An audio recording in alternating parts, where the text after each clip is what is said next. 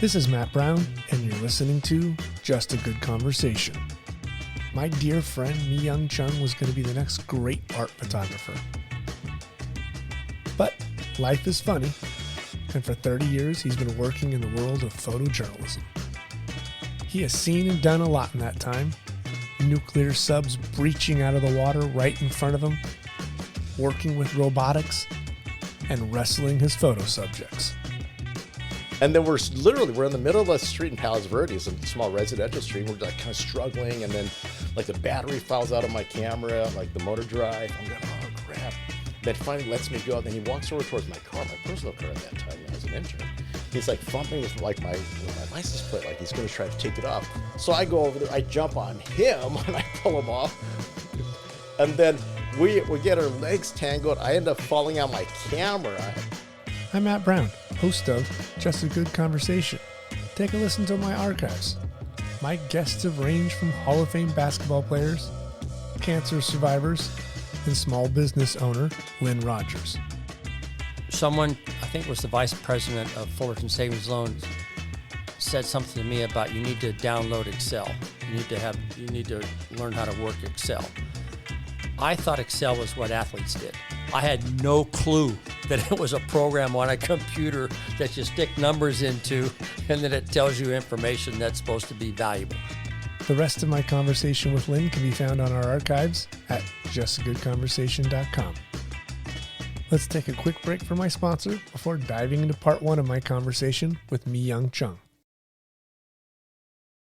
After nearly 18 months, I finally have not just Myung Chun, but an Emmy award-winning Myung Chun on the podcast. How are you? I'm good, man. How you doing? Dude, I've been chasing you like the hot blonde in the beach. I finally got you. Well, it couldn't be easy. I just had to make it a little bit more challenging and difficult for you. This is great. I have wanted you on the podcast forever. I'm surprised. I'm flattered too. So Yeah. Thank you. Please. We joked about it before you hit the record button. Like, you know somebody for so long, but you really want to know more about them. And you're like that person to me. Like, I've known you for the Daily News Times when we were still shooting film, which seems like forever ago. Yeah. But and film's coming back.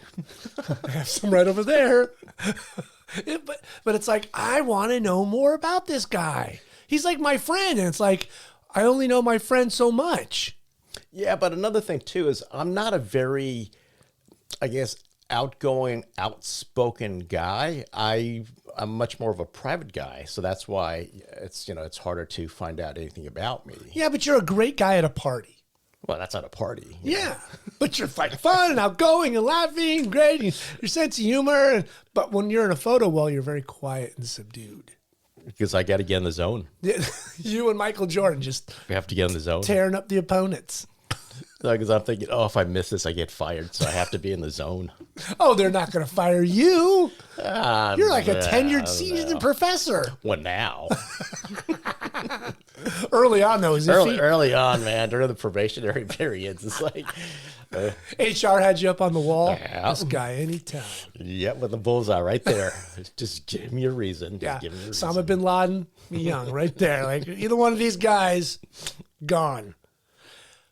I want to know everything from the early age, right?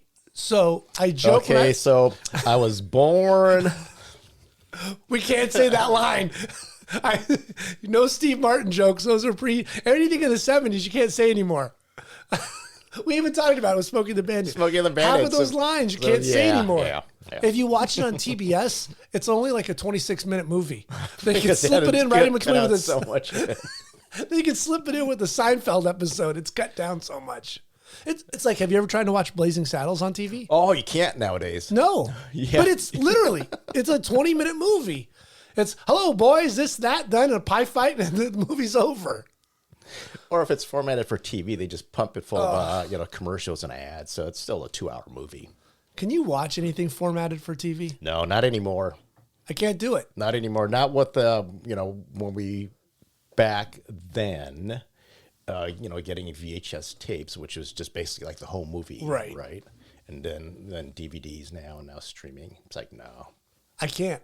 I got it. We watched a Netflix movie the other day, and it came to and it showed it cropped for TV. And I was like, how dare they send me a DVD that's not either in the original form or letterbox? Like, what? How old is this DVD and who's it for? Yeah. I actually, when I sent it back in, we watched it, of course, you're stuck at that point. But I sent it back in, and I'm like, get rid of this thing. Come on, how much does it cost to download the letterbox version? And you see the pan and scans. Yeah, you yeah, feel yeah. like That's horrible. Yeah, you're missing stuff in the That's scene. horrible. And they're sliding back and forth. Ugh, God. All right, coming to America. How you're a boy raised and born in Korea.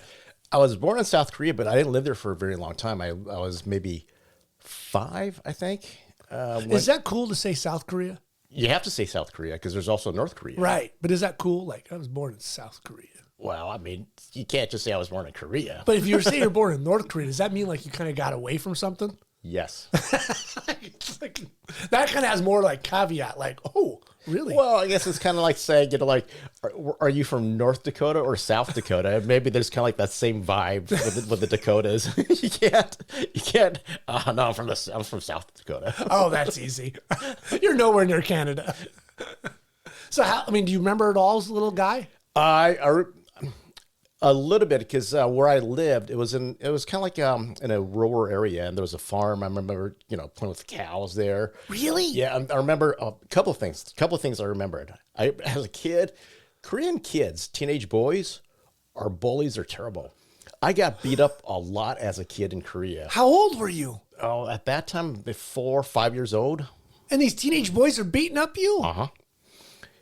My first day in school, I remember we were in class, and there was like a raid by like the 6th graders, by the older students. And so I remember like I was under my table, like grabbing onto the table, showing the older kids that came in, they started punching us like before school started. And just, we ended up crying, and we told our parents what happened. So finally the parents told the teachers like, hey, don't have them do that again. And then my neighbor kid was kind of a bully too. So What? So my growing up in Korea, it was traumatic. It was terrible. Good Lord. What was there? Was that some kind of ritual to like toughen you up?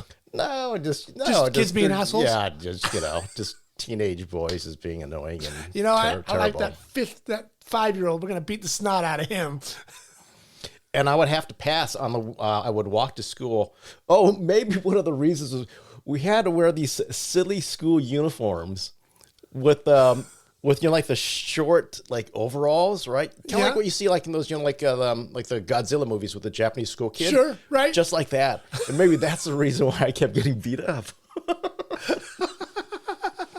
Because she had like those knee-high white socks, right? Oh my God. Oh, and then you had the cap on too. You had a cap? Mm-hmm. I could see why you got it was a school uniform, and so yeah, I think maybe that's the They reason weren't why. doing you any favors. No. Did you have a pink lunchbox too? And a little. No, actually, I had a Snoopy lunchbox. Oh. Yeah. Oh, hello. It was maybe they wanted my lunchbox. Maybe they wanted. wanted your lunchbox. I don't know. So then you come to America.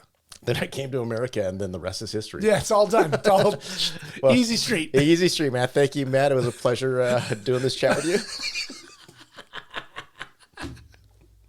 I mean, was there like a discussion like, oh, we're going far away on a ride to America, or did you just wake up one morning on a plane and? Pretty much, it's like wake up one morning on a plane Because you're 5. You're 5, man. You're not It's in like, that conversation. Yeah, you just go with the parents. And, ultimately our parents brought us over here because there were more opportunities, just a better life for us here than back in Korea. And it was back in the 60s at that point. So it would have been, it was tougher. Yeah. And South Korea at that time was still a second world country. They hadn't become a first Right. world Yeah. yet. It wasn't full fledged. It wasn't full-fledged. It was like second, teetering on third maybe. So it was, it would have been a much tougher, different life for me if I grew up in Korea. Did you pick up the 60s America pretty easy? Like, the language and like the cartoons as a kid and it wasn't whatever you kind of like. No, because coming here, not speaking the language, basically I had to work extra hard to learn the language. But yeah, just, I grew up watching just, the cartoons that were on TV and the 70s TV shows. Like, were you like completely traumatized watching like the Three Stooges or Tom and Jerry beating No, the no, snot no. out of each other? No, because when I was a kid in Korea, I would read some Korean comic books, right? And those are pretty violent too. My mom she would take it away. She said, "Don't read that," because it was bad. People fighting and stealing and stuff. So she's like, "No, don't read that." And so seeing that on TV here with cartoons and shows, and it's like Normal. whatever. It was normal. It Oh, was just a cat and it was just- mouse beating the snot out of each other. it was just entertainment, Sure. So, How was your that learning the language and growing up early in your life for you? Was that easy? Did you pick up the language easy? no, it's it's a tough language. So, but you just go out there and just work at it and just study hard. Right. That was the bottom line. It's like there's nothing you could do except just study extra hard. Right. How'd you find yourself then coming into California? My dad, he got a job offer. My dad was a minister, so he had a job offer to be like an assistant minister at a church in California, and so brought the family over. Were you always a Valley? Was that in the Valley? The Valley, man. Yeah, So- I pretty much grew up in the San Fernando Valley since like 1972. I've been living around the San Fernando Valley, but always in the LA area, Southern California. I've never really lived outside of Southern California or the LA County area. Right. I mean, are you waiting to be in a Paul Thomas Anderson film? I mean, that very 70s kind of Valley thing. That'd be awesome. That'd be awesome. That'd be a lot of fun. What was the Valley like for you in the 70s? I mean, the Valley was all I knew. It was at that time, every kid had a skateboard. You had to have a skateboard, So I was a big skateboarder. I had, a couple of boards. I had the Road Rider. You lit up when you said that, like when you said skateboard, like that really meant. Well, that was a huge thing as a kid because you just sort of like at that point you just kind of like you're being like every other kid. It's your closest step to freedom too. Yeah. So as a kid you're on a skateboard, and it was just great with all the different things I bought for the skateboard, the glitter tape and all that, the different wheels and the different trucks that you got. Did you guys have a skate park? No. Okay. We just had to find like a hill around the house or somewhere and do that. And then over by actually Valley College, there's a park with a walkway. Okay. There's like little hills, small hills. Yep. And we would do the whole, what they call, like the catamarans, the tandems where you sit on your boards opposite each other, hold each other. Yep. We do that Feet until to feet crossed over. Exactly. And, That's exactly what it was. And then you lean back and forth for your left and right. Yep. And you haul Yep. ass. Yep. And you better have a good partner. Yep. That's what we used to do as kids, and it was great. I love that skateboard. Yeah. Until some bully knocked me over and took it. You and bullies. I've had a terrible experience with bullies. What was the last time you were on a skateboard? I mean, for real. Yes, for real. Maybe high school. All right, after this podcast, we'll go outside. No. You worried about breaking a hip? Yeah, these bones don't heal as quickly. I'm not as resilient as I was back When you were then. 11? Yeah, You can fly off the board and not hurt so bad. exactly. When did you start to find a creative side?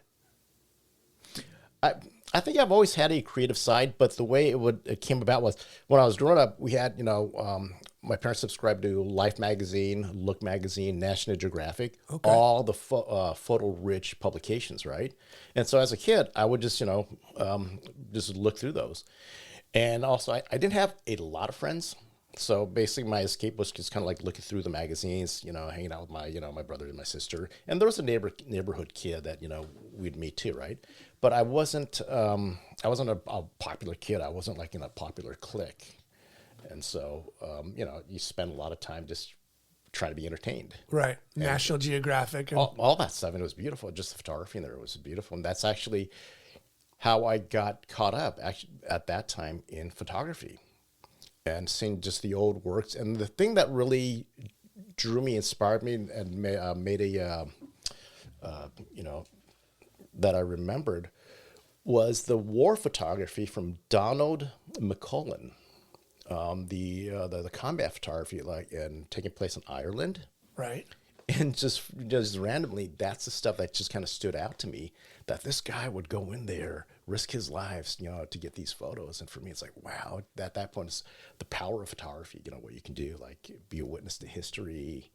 You're, mixing art and technology. And all of that was cool. And I loved it, just that aspect of it, just art and technology and kind of like recording history, So that was cool. Even as a kid, all those thoughts came into my mind, that these pictures that this guy took in a war zone will live forever, and it'll be a visual record of that time and that place. Wow, that's pretty powerful for that to have just stuck into your head. Well, not in those words. That's an adult speaking. Yes, but at that time, those were my thoughts. It's like, man, these pictures are going to live forever. And yeah, but it did something to you. Instead of turning you off, it clicked something that was like, wow, it's amazing power he had. Yeah. Now it's in a magazine and it's doing something to me emotionally. And then also the technological part of it was just, a camera. It's just, like you can take just a sliver of time and freeze it forever. Now, did you guys have a family camera? My dad had a family camera. Okay. I wasn't allowed to touch it. But was he a picture taker for the family, or yeah, as parents do, it's like, right. Take family pictures all the time. Right. Here we are at the Grand Canyon. Yeah, here we are at whatever. Yes, all of that. But it didn't really happen until I got my first camera, which was a Kodak Instamatic, the little plastic camera. That was your first? Yeah. How'd you get it? I got it as a gift from my parents. Okay. It took the 126 cartridge film. Just go around, shoot a bunch of random pictures and get it processed and get the little square prints. Right. Yeah. I mean, did you just immediately fall in love with it? Like the power of it? I did. I loved it so much. I took the camera apart and I didn't know how to put it back together. And I was without a camera for a long time after that. I'm like, how does this thing work? And I took it apart and I couldn't get it back together. Jesus Christ. I didn't get you a puppy. Well, really? That was a technological curious side of me going, how does this work?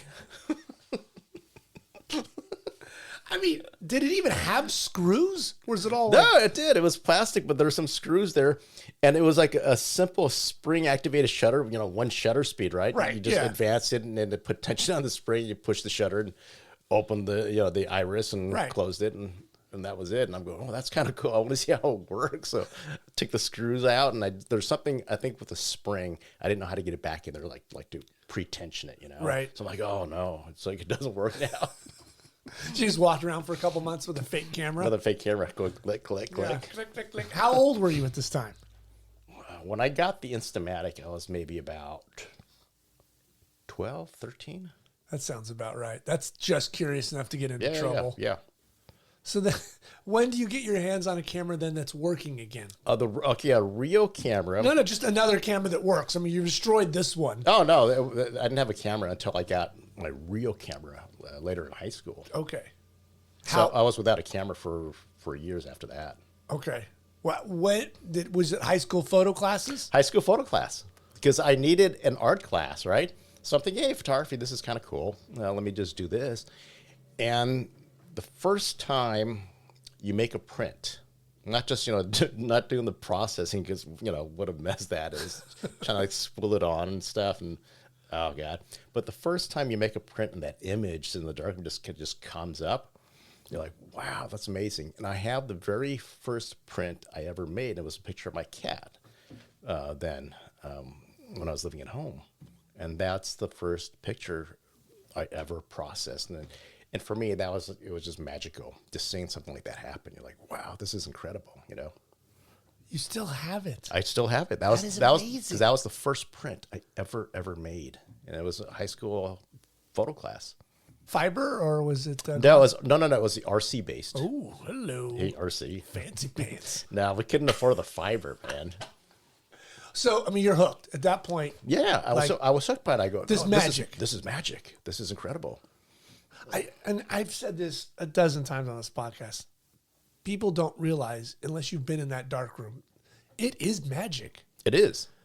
I mean, what you've done, it's like, oh my God, I'm giving watching birth happen. It's amazing. It's just like this paper goes into this water and then whoop, there's something magical. Yeah, something special. Hopefully something special comes out of it. But if not, then you go back and you do it again. Yeah. It's an unbelievable power. And as a kid, being able to do that, having that power to do that, where I can process my own film, make my own pictures, I'm like, wow, this is incredible. And so Did you take to the burning and dodging of it? Or now not then. Okay. The burning and dodging didn't come about until college. And, you grew up reading the MPP magazine. right. And back in the 80s, oh my God, the hand of God burning and dodging. Yes. That thing. Right.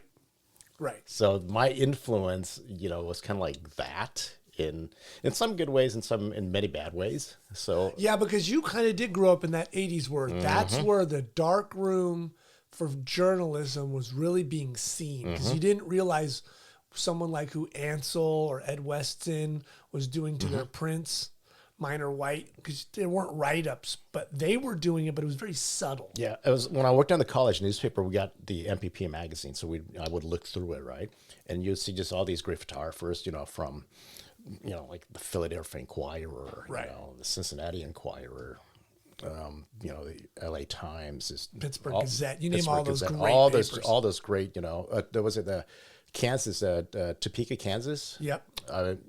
Just all this great work. And so you try to emulate that, Right. just- And you know this, and we'll dive into it. We'll jump ahead, but there used to be little papers that the big papers wished they were as good as, like the Marysville paper, or these little papers, and you're like, well, why are they so good? Because they gave huge play, massive photo play. San Jose Mercury News. Yes. Was a fantastic photo paper. Right. Jackson Hole. Jackson Hole. Yep. A former colleague of mine, he worked at the Flint Journal, which was an amazing photo paper, very small, Right. Very small staff, but you were involved in like almost every aspect of it. And so they just had this, beautiful photos. And was it the Topeka, Kansas Journal? The one I think was it Rich Clarkson was Yep. a DOP there. Yeah. Yeah. And then all the big ones were kind of like, would look at the end of the year contest. and- Virginian Pilot. Oh my God, yes. The Atlanta was a Constitution Journal. Journal, Just right. All these fantastic papers growing up. Right. You just had Philadelphia Inquirer. Right. I mean, man. They weren't the Times. They weren't the Post. no. It was these little to small papers that gave huge display, and you would go, "Oh, that's where I want to work." And even during the 80s, maybe 90s, even the Orange County Register, Yep. what they were doing photos, Right. that was just mind blowing. Well, that won them the Pulitzer in '84. Color big displays. I got to have Bruce Chambers on. He should have probably won the Pulitzer, but his black and white at Long Beach, compared to what the team did for the Register and its color, probably he got held back because he was black and white, and it's not his fault. This. People start looking at color when you started shooting color. Was it changing for you? Was it like, whoa, people think this is cool?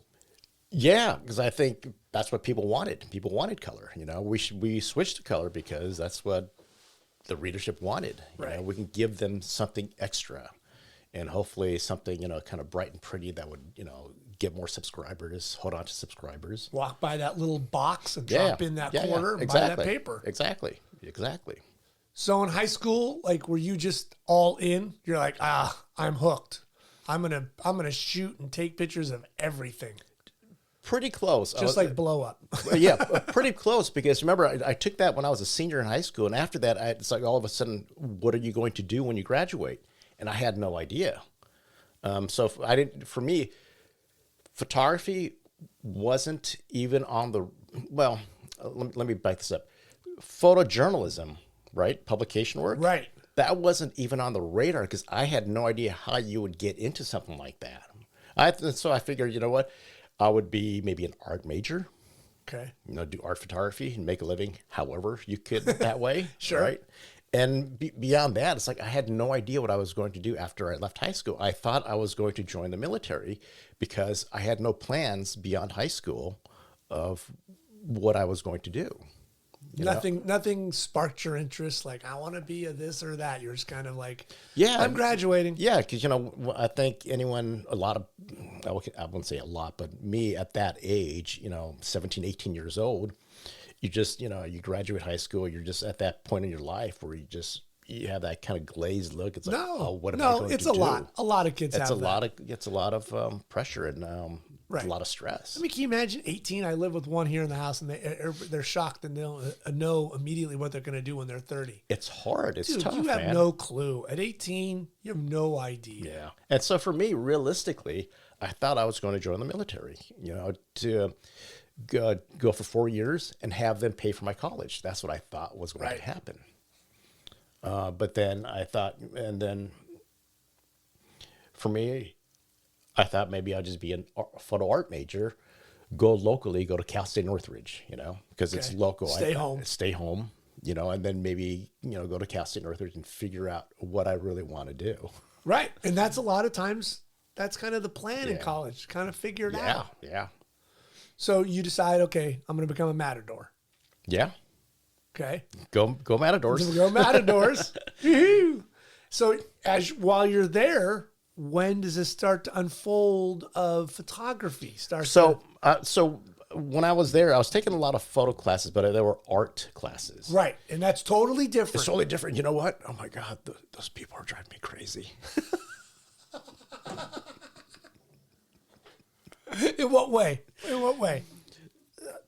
There was like the certain pretension, pretentiousness and sort of snobbishness, elitist. But you know what? But then journalism is the exact same thing. I know, right? I shouldn't say that. But it's so funny when you look back at it. It's thing. A mirror. It's a mirror. Or it's high pot, high kettle. Yeah, it's the same thing. Right. Oh, what award did you get? What foundation are you with? But I was taking art photo classes, kind of enjoying it, doing this and that and whatever. And, still not really knowing what I wanted to do. And then in the school newspaper, the Daily Sundial, I saw an ad saying the Sundial is looking for a photographer. I'm like, perfect. So I showed up. That's me. I'm your man. So I showed up and I talked to the photo editor of the paper. I got just a simple assignment to go shoot a mugshot of a speaker, speaking in the classroom, right? And it was published with my name. And at that point I was like hooked, it's like, oh my God, that's my picture. That's my name. I was there. I did that. And then, so it was a Daily Sundial that actually changed my life in terms of being a photojournalist, in terms of working for a publication. So that was my real first step. And at that point I realized this is what I want to do. Forget art. Forget art and those snobs. I want to join journalism and, be friends with these snobs. I like these snobs better than those snobs. Yeah, this is a better class of snobs than those snobs over there. You guys have no clue what you're doing. But it's you're right in a way. Like the art side of those people, they really think they're going to make a difference. They're change the way they see things. And you come into the journal, same group of people, just different shirts. Yeah, exactly. Like, oh, we're going to change the world. We're going to do this and that. But those were your people. Yeah. Well, for me, same umbrella, but those were your people. Yeah. When I was working on the school newspaper, I didn't think I was going to change the world. For me, it was just cool seeing my name in print. It's like, wow. Did you show your parents? Yeah. And what did they say? They said, okay, when are you going to be a doctor or when are you going to be a lawyer? It's kind of like your parents are Jewish. Very traditional Asian parents. Cliche. Asian parents, right? It's like, are you going to study medicine? Are you going to study law? So, when you grow up in an Asian household, right? An Asian kid, right. With traditional Asian parents, so that's yes. That's sort of the expectation. Yeah. Was it? I mean, it's got to be powerful. You see your name, it's spelled right. Whoo, the font, and you're just like, oh my God, can I do this again? Mm-hmm. When can we do this again? Yeah. It's it's like it's a shot to the arm, man. It's just like this.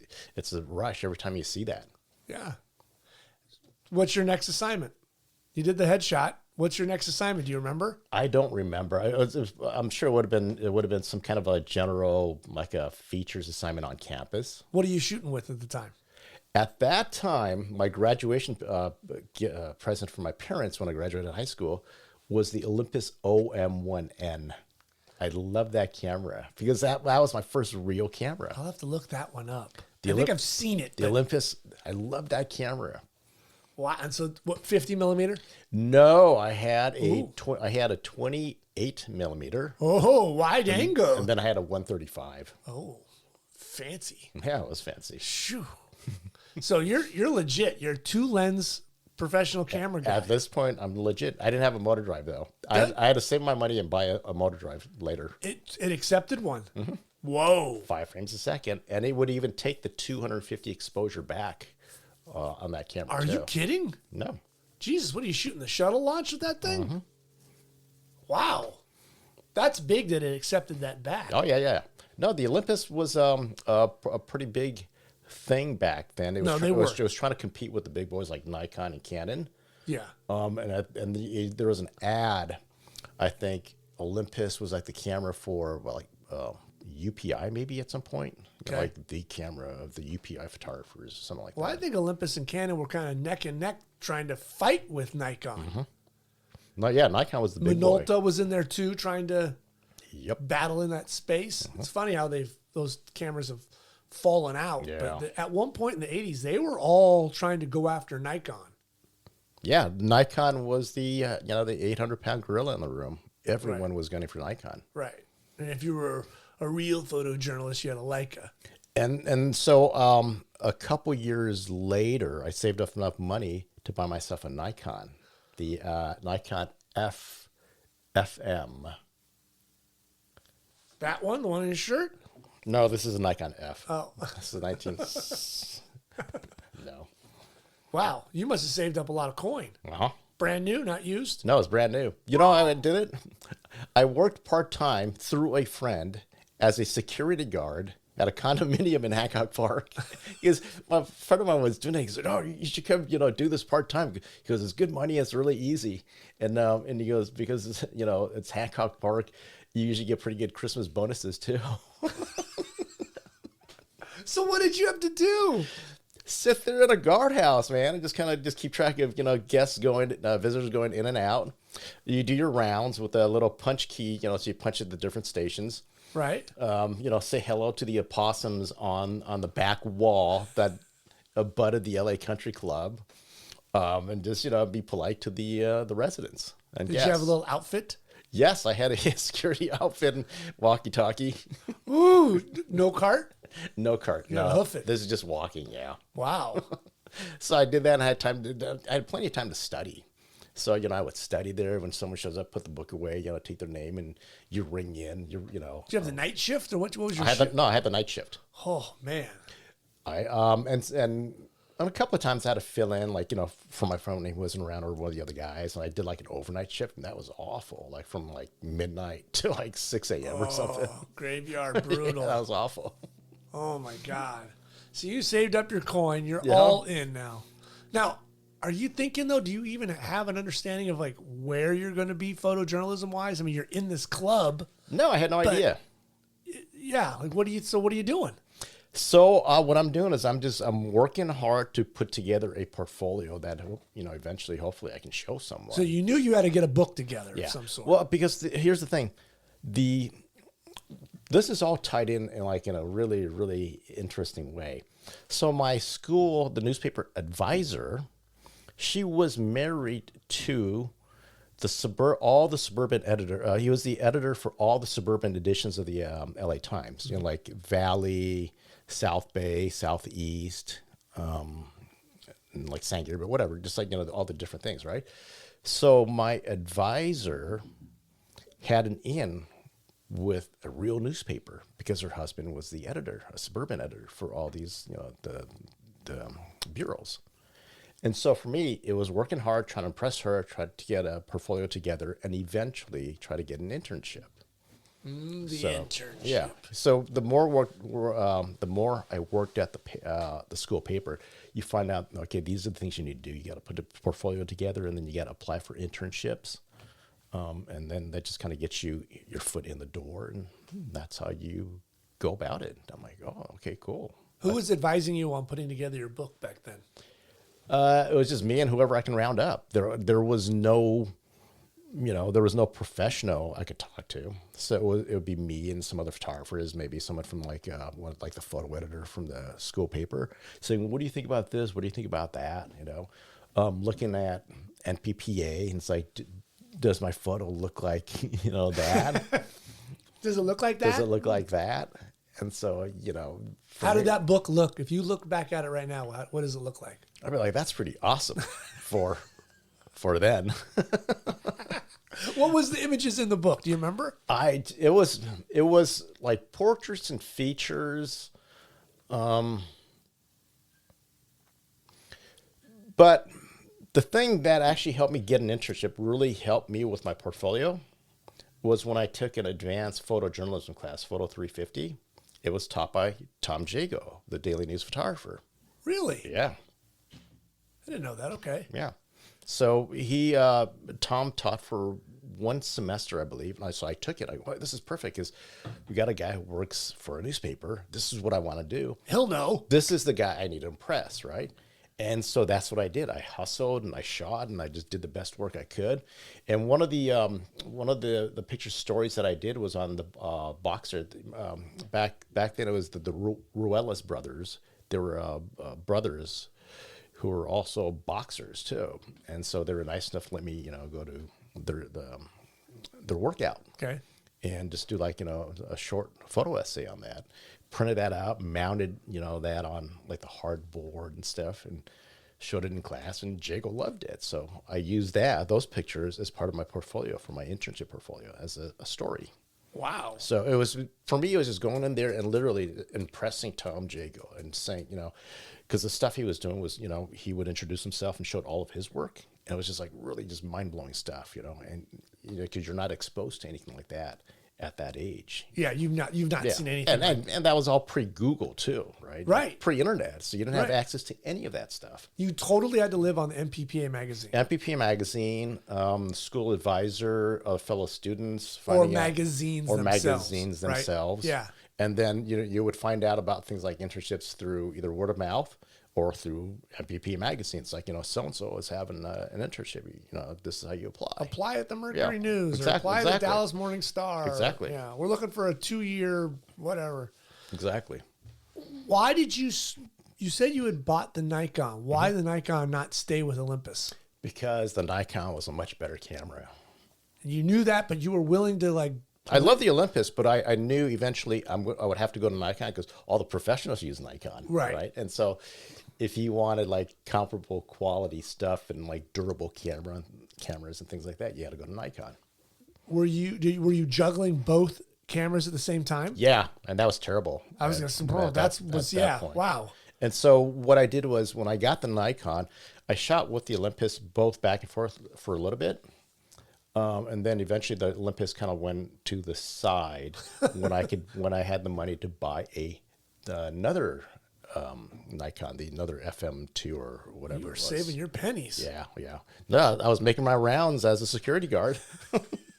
Getting those holiday bonuses. Getting those holiday bonuses for my Nikon. Merry Christmas, ma'am. Oh, that sweet boy at the gate. Here you go. I mean, that's you're saying. How much were the cameras back then? Do you even remember? Oh, like I don't know, $400, maybe a little bit less. I don't know. 375, like the FM2N was maybe like 350. 375 maybe. I'm guessing. That's a lot of money though back then. I don't It know it was. that was a lot of money. No, it was. That's why Because what were you making per hour? I don't remember. $3. I don't remember. But you remember also as back then, I didn't have a lot of expenses. I was living at home. You had a car. Yeah. Gas was 60 cents a gallon. It was my parents' car though. So it was. So it wasn't even your car. Yeah, so it was their car. Yeah. I was living at home, so I didn't have any expenses. So I just pocketed all the money and just and bought the cameras with it. That's smart. Okay, so I wish I could still do that now. Live with mom and dad. Well, we can see what we can do. Call them up. Is that room still available? Yeah. Do you still have my Snoopy lunchbox? Did you get an internship? I did. Where'd you get it? Well, okay. This is. I applied for an internship at the Philadelphia Daily News, Whoa. right? Jesus, you didn't even stay local. And and I got okay. This is what happened. I applied to the L.A. Times, the Santa Monica, the Santa Monica Breeze? No, the Santa Monica Bureau. Oh, okay. The Bureau of the LA The Bureau, Times. the Bureau of the the Because Santa people Monica, don't right? know that there was bureaus all over the California. place, yeah. And so I applied to them and I got rejected. And then one of the other places I applied to was the Philadelphia Daily News, and they accepted. And so for me, I'm like, okay, do I go there or what? And at that time, I was doing like regular freelance work for the Daily News. The LA Daily News. Is this your junior, senior year? This is my senior year. Wow. Okay. So Jago was instrumental. Tom Jago was instrumental in my career, period. So he put a good word in for me, and I was getting a lot of freelance work through the Daily News. I was like, at that time I was making, decent money for, this kid who was in college, right? And so when the Philadelphia Daily News accepted me, I called them and I said, you know what? I'm so sorry, but I'm going to have to turn you down because I got a freelance gig here and I'm doing pretty well right now. So I had to reject them. But I applied for another internship with the South Bay LA Times. I replied for the LA Times, the South Bay office, the one in Torrance, and I got accepted to that. So I was an intern down there for 10 weeks from like January to April or something like that. Okay, so it's like the spring one. Yeah. Wow. And that was interesting. And you only work 3 days a week because, it's a bureau. So they didn't put out it wasn't a daily. No, you kind of covered gaps. Yeah, right? yeah, exactly. Yeah. So I would work 3 days, but I would be down there more days just to, do as much as I possibly could. Okay, so what was that like, even at the Daily News, when you're walking into, quote unquote, a real newsroom? Uh-huh. What was that like for you? It was really intimidating, because all of a sudden, like, you're around these, these professionals who are like tops of their biz, and it was the LA Times, right? Yeah, I mean, these guys are in the paper every day. Yeah. So like you're around like, these really, really, hardcore, respectable journalists. So you just had to be, mindful and just. Whose names or who did you see either at the Daily News or Times that kind of like awestruck you? Like, oh crap. Okay, now the names that actually really I went, oh crap, was a bunch of Herald Examiner photographers from the 1984 Olympics, because I was living at home, right? And so, Of course you were. yeah, we got the paper, right? And their coverage, it was black and white, but like, full like double trucks. And I remember this incredible photo of, like the Mary Lou Retton doing her vault, backwards stuff. And the name was it Ann Knutson was one of them. And then, like you have some of the other guy, Jim Rubesman. Leo Jarzum, all these guys, those are the names I was more impressed with, Right. seeing the 84 Olympics coverage in the Herald Examiner. I look at that and go, man, these are just incredible pictures. I think, tell me if I'm crazy, I think the Herald Examiner gets forgotten. They do get forgotten because of, everything that happened, but they had some just terrific photographers and just fantastic writers too. Yeah, Alan Malamud came from there. Yeah. Right. Yeah. They were going toe to toe with the LA Times and at times whooping their ass. They had unbelievable stuff. And the stories that they would write, it was take no prisoners type of writing, they just went at it hard, and it was a good, talented, scrappy staff. Right. And their photo staff was just really amazing, incredible. So, I remember talking to, Joe Kennedy and him saying, they've got some really great guys. Take a look, try to find, I had to go find the Herald Examiner in 1985 when it wasn't really, we got the LA Times. Their stuff was awesome.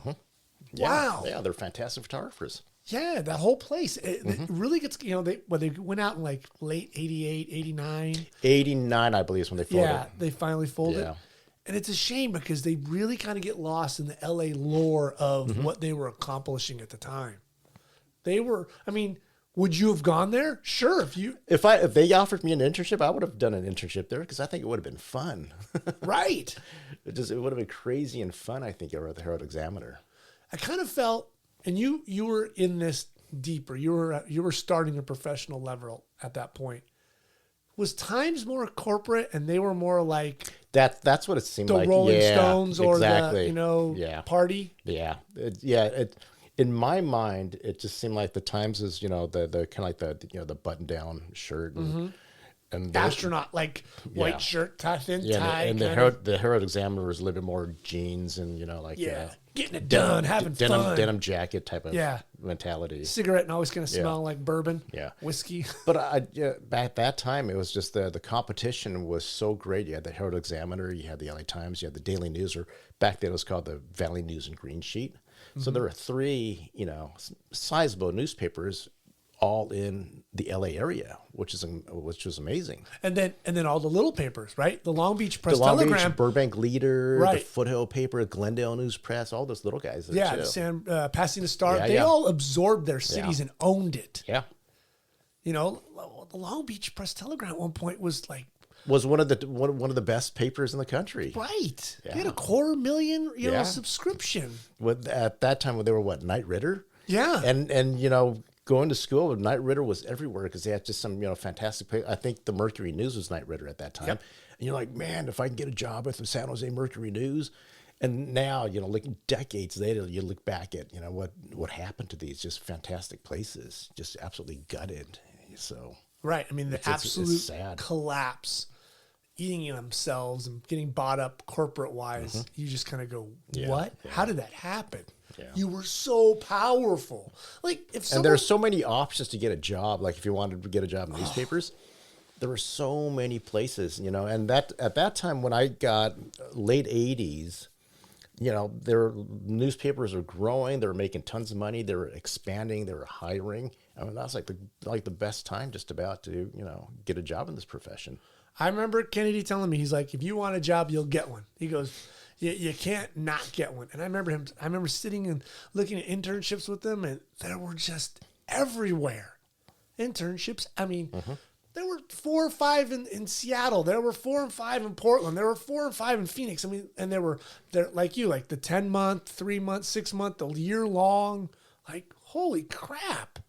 Now I don't know if you can find one. No. Do you guys offer one? We do. The LA Times offers internships. Still? Yes. Jesus. Yes. That's a rarity. Paid internships too. Oh. That's a unicorn right there. Paid internship is a unicorn. I thought it was just snacks in the cafeteria, but no. Free coffee. Cash. Shit.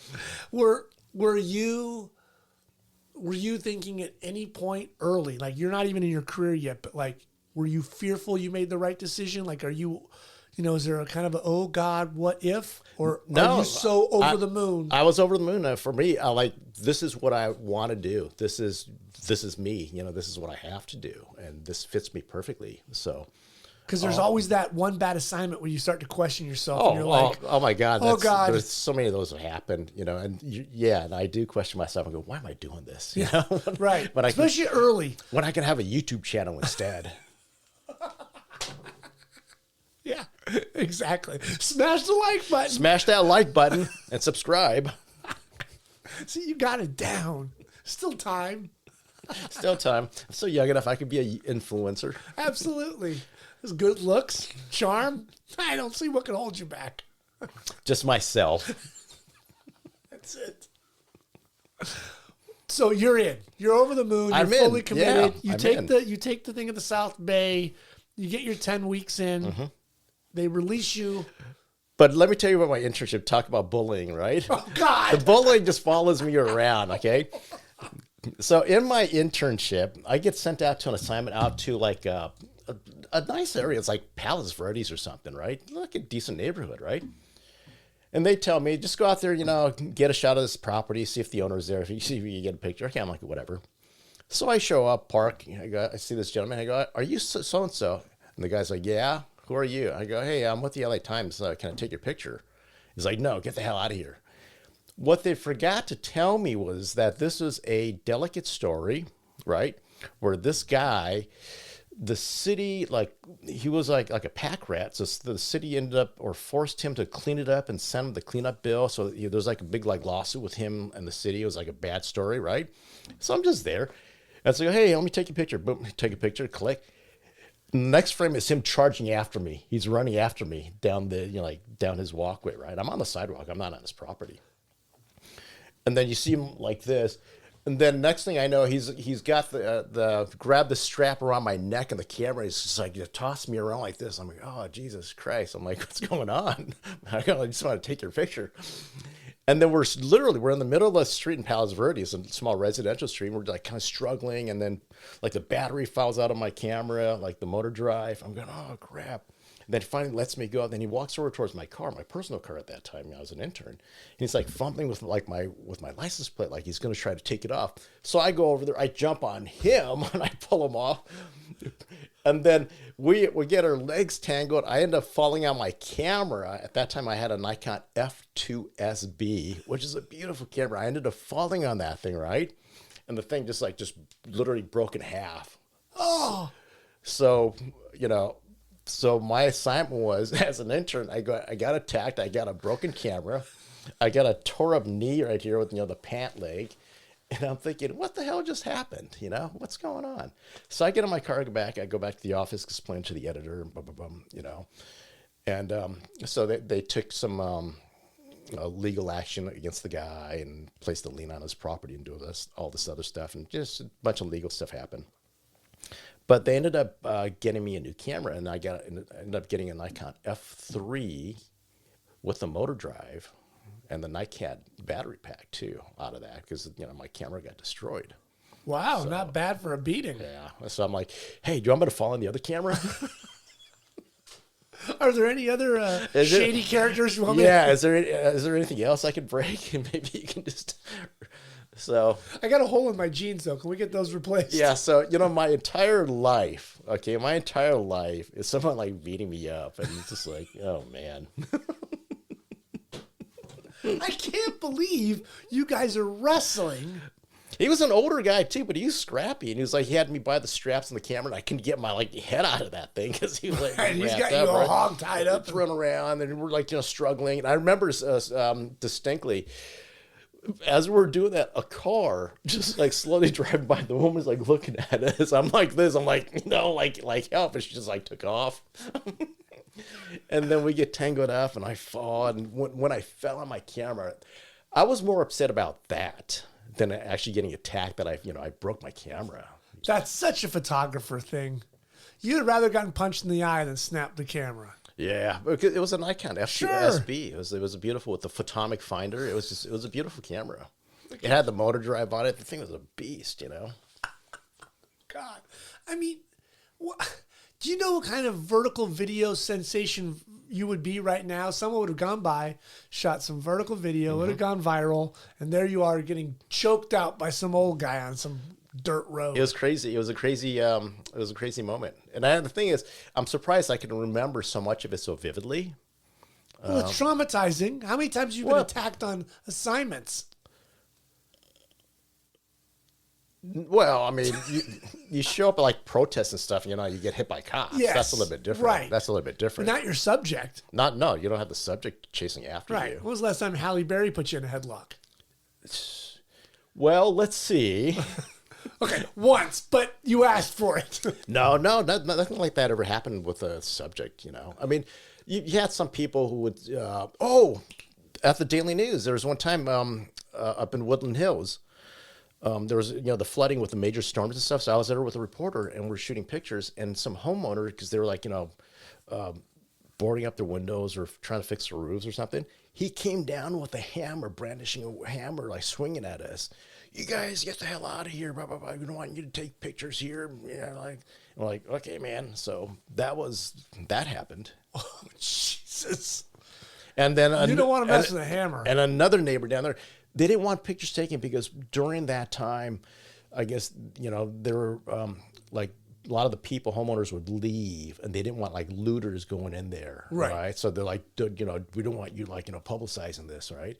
But you could have just told us that. You don't have to chase us with a hammer. Yeah, like, he's worried about freaking- his house being washed like away. And, yeah, but you don't go. Yeah, but you don't go swinging a freaking hammer at someone. You know, I mean, come on, especially some guy. You know, was sent out with a you can look camera. kind of shady, all those cameras hanging around. But your I was there neck. with the reporter too. Oh, reporters. And then there was another woman, another neighbor in the background. Oh my God.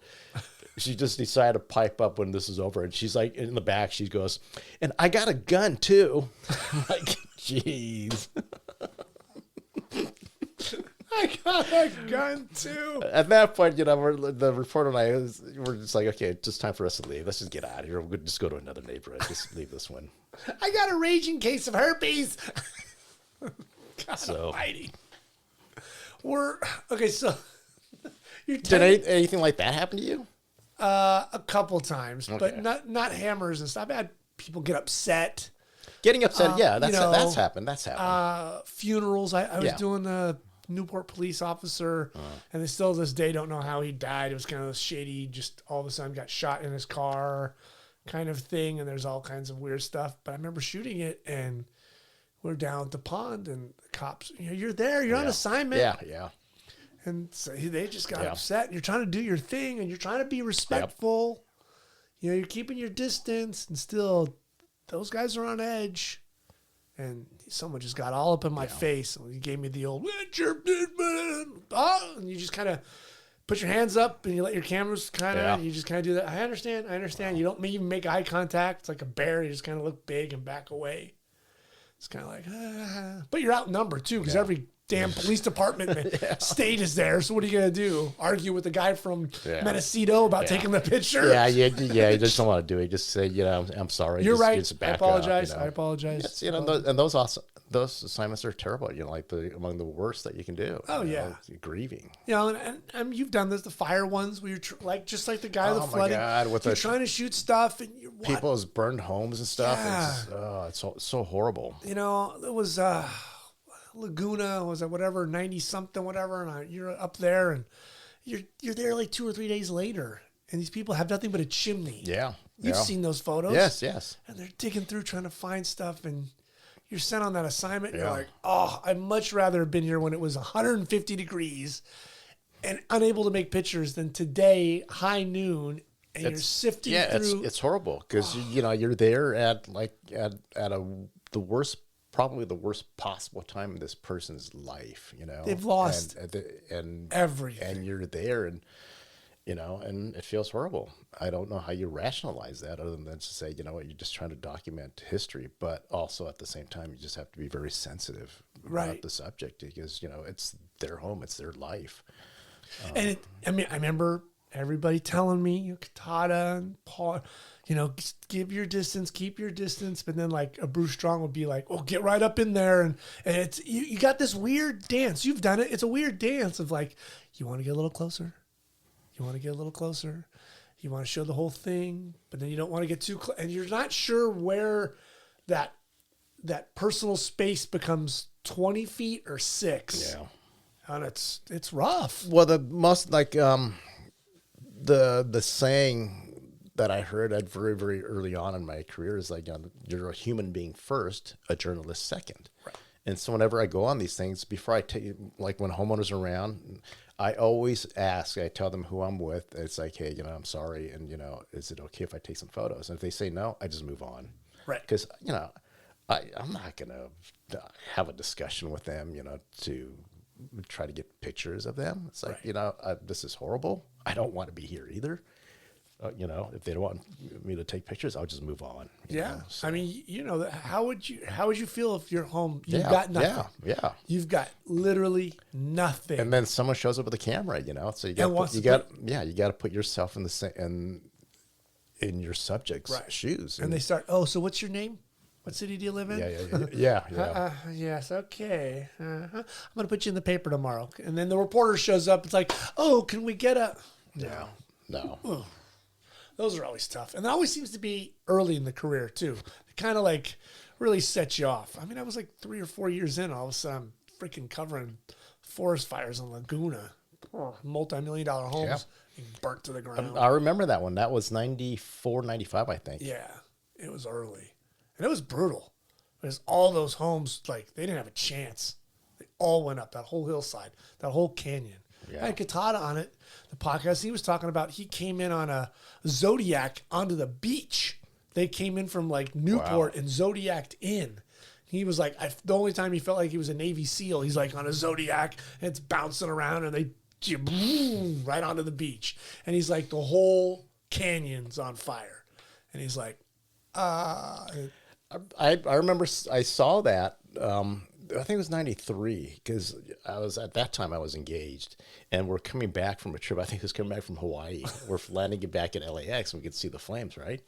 And so like that same evening after we landed, I just got my steering gear and I headed out to Orange County to shoot some of the stuff. Right. And I spent the night there. I didn't leave until like in the morning. yeah.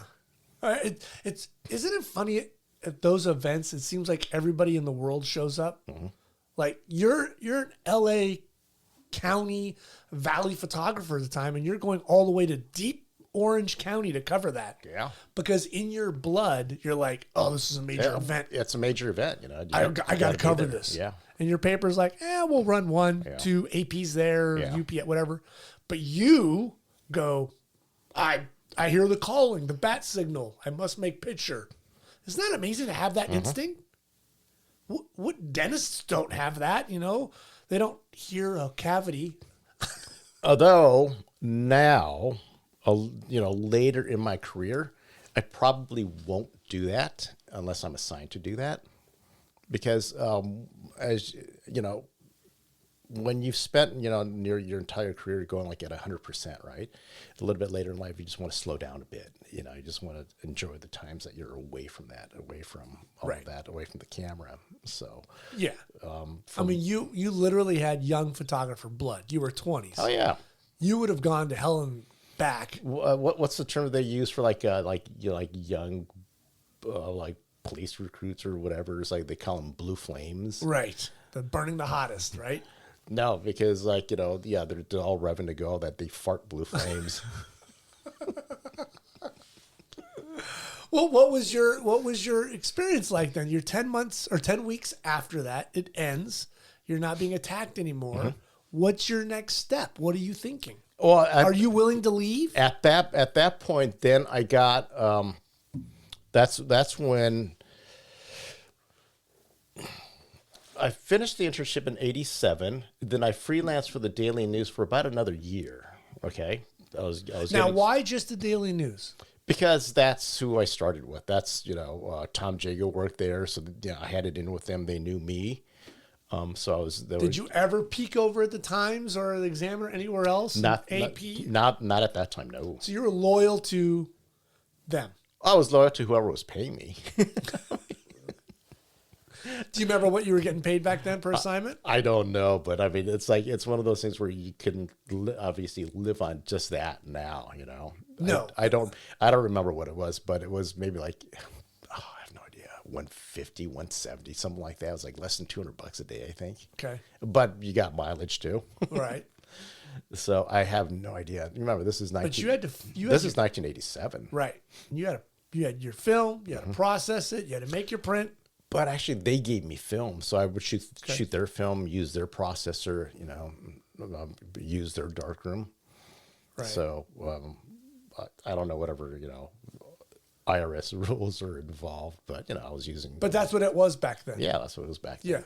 Yeah, I mean that there was the IRS was totally goofy the way things were set up. I mean that's why the staffers. Yeah. And I did that for about a year. I freelanced for them for about a year. Then in 1988, they offered me a full-time position. Working out of the Glendale Bureau. Now, during that year, though, were you ever looking to go elsewhere?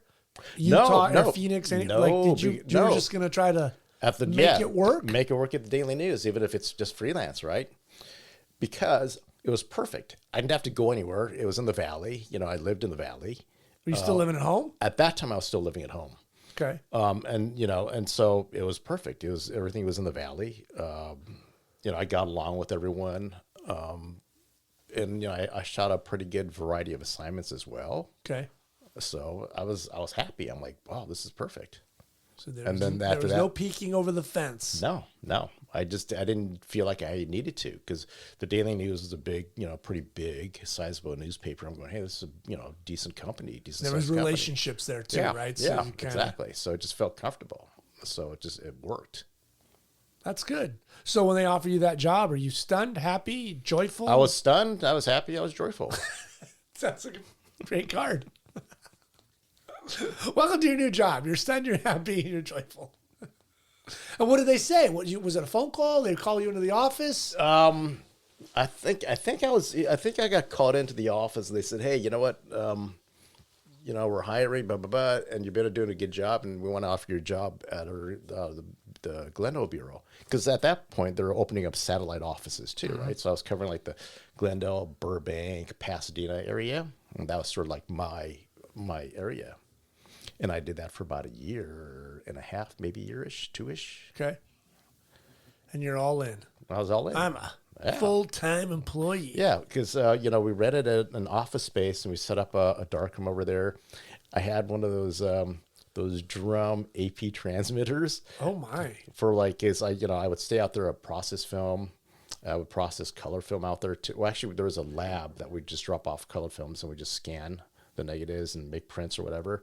Wow! And then put it on the drum scanner. And remember, you had to send 45. Three of them for the color. Yes. The three rescans. separations. Yeah. And then if you got a hit, you had to resend, whatever one. God dang it. So we did all that. There goes the magenta. Yeah. I mean, it was good. It was a good learning experience. But that 1 year out there, it was so hectic, so busy. It was just me. I was just actually surprisingly, I was getting kind of burned out there. And for me, you must have been going 24/7. pretty much. The craziest day was I had 9 assignments, and that was including a piece of wild art. Holy crap! What the hell were you doing? Like every 15 minutes they had an assignment, and then after when that day was over, it's like I laid in on the editors and said, I can't do this. I can't do 9 assignments on a regular basis. And so What the hell did they have you covering? Bunch of stuff. Good Lord. Bunch of stuff that the reporters were writing, and somehow everything just sort of got backed up into this one day, and 9 assignments. Literally, they were like about 15 minutes. So I'd show up, I'd be there for like 2 minutes. Should I have Bang, a bang, friend? Seriously, and then just leave. And then you go to the next time. It was all in the Glendale, Burbank area, so they're all reasonably close. But still, you're just gunning and running. yeah, you're not really making anything at that point. No. You still have all the back end work where you got to get it all. You got to get it all processed and printed and transmitted. Oh, It was awful.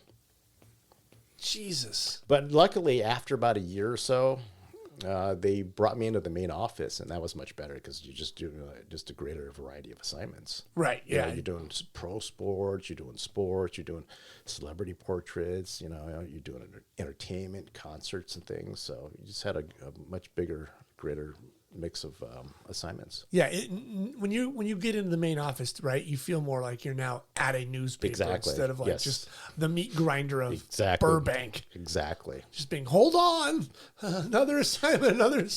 But you know what? I knew that area so well. I could have started a tour guide business out there. Did you not need a Thomas guide at that point? No. After a while, it's like you knew everywhere, like everything. Yeah, you knew where every cul-de-sac, stop sign. Every alley, all the shortcuts, all of that. I could have been a tour guide. It's like, in this little corner right here.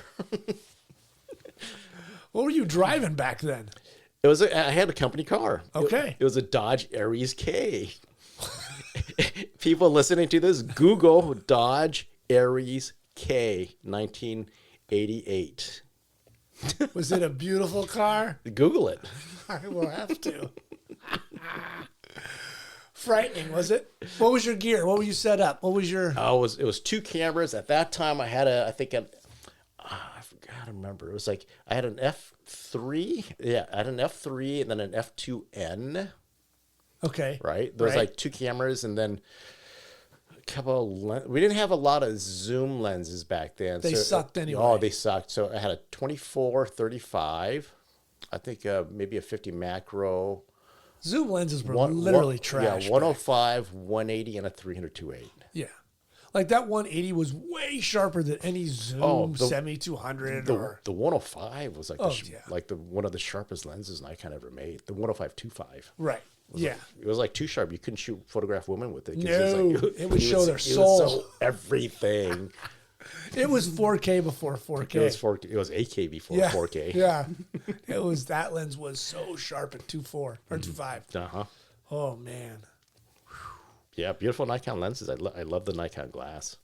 Those first couple of years, did you feel like you were advancing, or were you kind of stale? Towards the end of my stint in the bureau, I felt like it was getting stale because everything was sort of like the same. I was doing like the same stuff over and over again. Rinse and repeat. And so that's why at that time, even though I loved working for the Daily News and being a staffer, if I didn't get moved to the main office, I would have probably just quit, maybe just freelance or something. Oh boy. Yeah, you don't want that. No. So when you get to the main office, do you feel like you're able to spread your wings and then you're kind of got some growth? Yeah, absolutely. Oh yeah, yeah. And the thing about the Daily News, what was great about that was it was a smaller paper, and we were always the underdog, right? Yeah, so always. we always had to work harder than the LA Times, right? Or try to in most instances.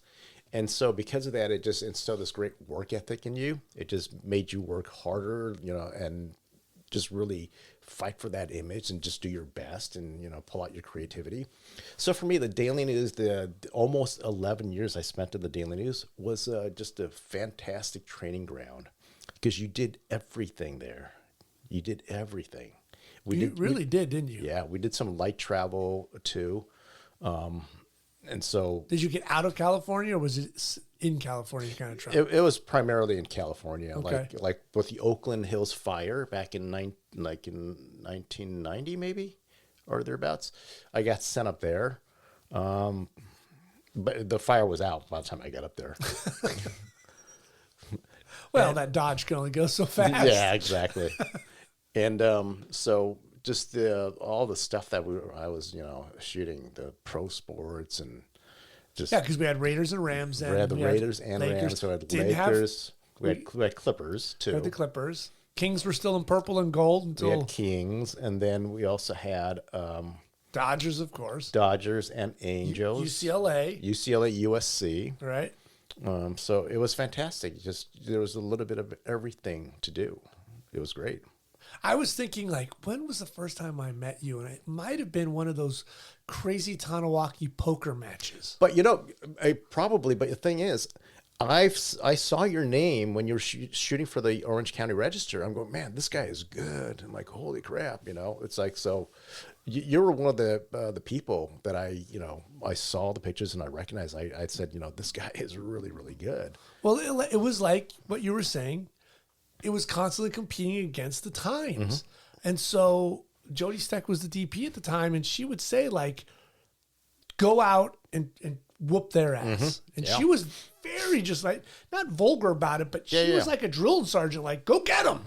Damn it. Daily News, we were like that too. We're like, Right. And the poor LA Times would always gang up on them. It's like, we got to go there. We got to beat them. Come on, go there. This is what we got to do. And Yeah. and it was fun. It was fun, that challenge, having, it motivated and inspired you, kind of kicked you in the butt, to do the best you can. Yeah. Because you're going up against the big boys. Yeah. So I remember I did the Rose Bowl game with Mike Goulding, Dan Anderson, Bruce Strong, Chambers might have been there. Nick Kuhn was the lab tech. Kenny might have been lab teching. Mike Pilgrim was editing. And Pilgrim gives this basically like pep talk. Yeah, Praven, Saving Ryan kind of like, we're going to take the LA Times and we're going to shove it and stick it. And Mike and I are former football players. And we're like, yeah. And I'm watching like nice, sweet Dan Anderson and Bruce Strong are just kind of like, oh, well, that's not nice. And Mike and I are fired up, foaming at the mouth, ready to go kill somebody. And where's Gary? I'll break his head open. It was great. But that's what it was like, going up against that behemoth. And then when we see the paper in the Daily News, we see that, like the next day. And when we look at it and go, oh, our picture was better, we'd be like high-fiving in the office. Oh, yeah. We beat the LA Times. Yeah. I remember, I feel so bad for him. 3 days in a row, I don't know how it worked out. Me and Al Shaman went like 3 days in a row. I was like, we had a Laker game, like some weird arena football league. Do you remember that? When arena football, the Barracudas or whatever, some crap, and something else like Ducks or whatever. And 3 days in a row, I smoked him. And I see him like a week later, and he's like, dude, he was like, dude, I'm getting yelled at. He's like, take it easy on me. I'm like, I'm just trying to survive, man. I got my director of photography chewing my ass out. You have that motivation, and it's good to have that motivation and challenge. You know, you got to do that. You have that drive. Right. And someone push you, and sometimes even threaten you. Exactly. Matt, come back with this picture, or it's the last assignment you're ever gonna get. Oh, she's definitely, she gave that to me. I remember having to cover when Nixon passed and all the presidents showed, and Bush was there, Reagan there, and Clinton, and it was the first time there were 5, Carter, whatever, and Lauren Al got this great photo, but she gave me the assignment, the worst assignment, just go make a pretty picture. That assignment where you're just like, oh, it'd have been so much easier if you just told me to line up the 5. Yeah. Now I got to go make like the crying whatever something, and I just couldn't find it. Wherever I went for 5 hours, I couldn't find it. She read me the riot act. But you've done that where you're just like, I'm trying. Yeah, you do your best. Just It's like not there. if it's not there, you can't shoot a picture of it. You know, It's like, look at my film, it's not there. You're just like, oh God. But it was so much fun back then to like have those rivalries, right? No, it was because you had the Daily News, the LA Times, and for a very short period when I was working professionally, we had the Herald Examiner there too. So all of us were competing. It was incredible. It was so great. And then How was it? Tell me about that. How was it when the Daily or the Herald Examiner was around for you competitively when you would see that? Because all of a sudden it became a different club. Well, the Herrex, because they folded in '89. Around '89, it was when I moved into the main office. So Okay. So I was working out of the bureau primarily when the Herrex was still like in its last year. Right. So professionally, I've only experienced the Herald Examiner for like 1 year before they went out of business. But just seeing what they did for me was just, it was great. I loved, it was such a scrappy newspaper. I loved the Herald Examiner. Could you see great. it, or was there talk of it coming professionally at that time? Their Their downfall? Oh yeah. Oh yeah. The writing was on the wall. Everyone knew.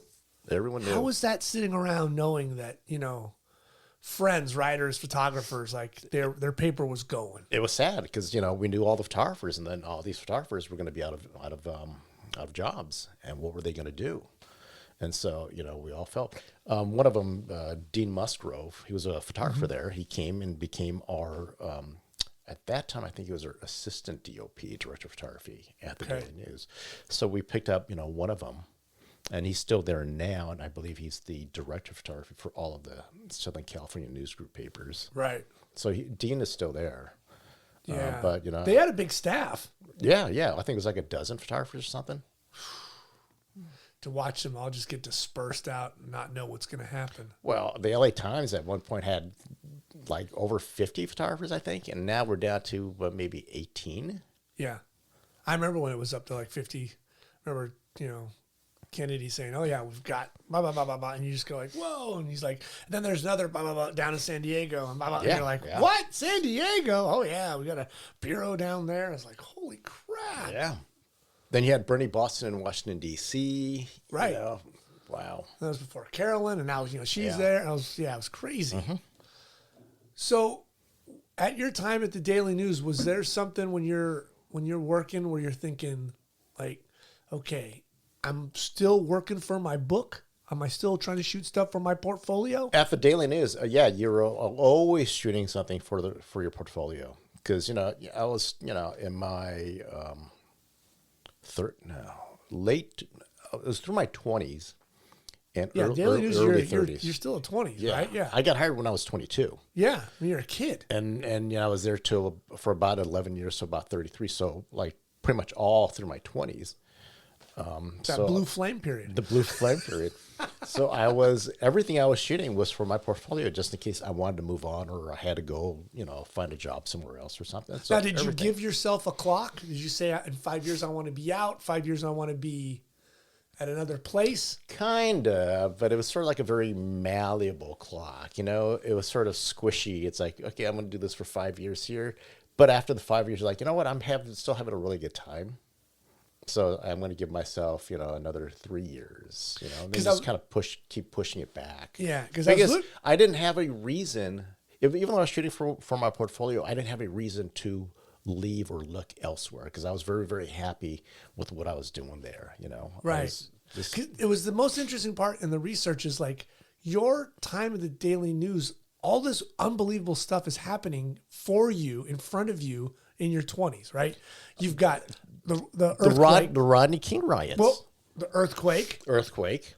Rodney King riots.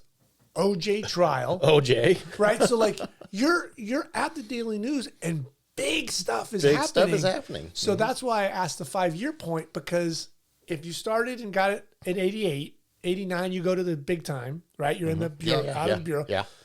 That 5-year period is kind of at the end of OJ. And I was thinking, well, were you thinking then, oh, maybe the Dallas Morning News calls, the Miami Herald, maybe even LA?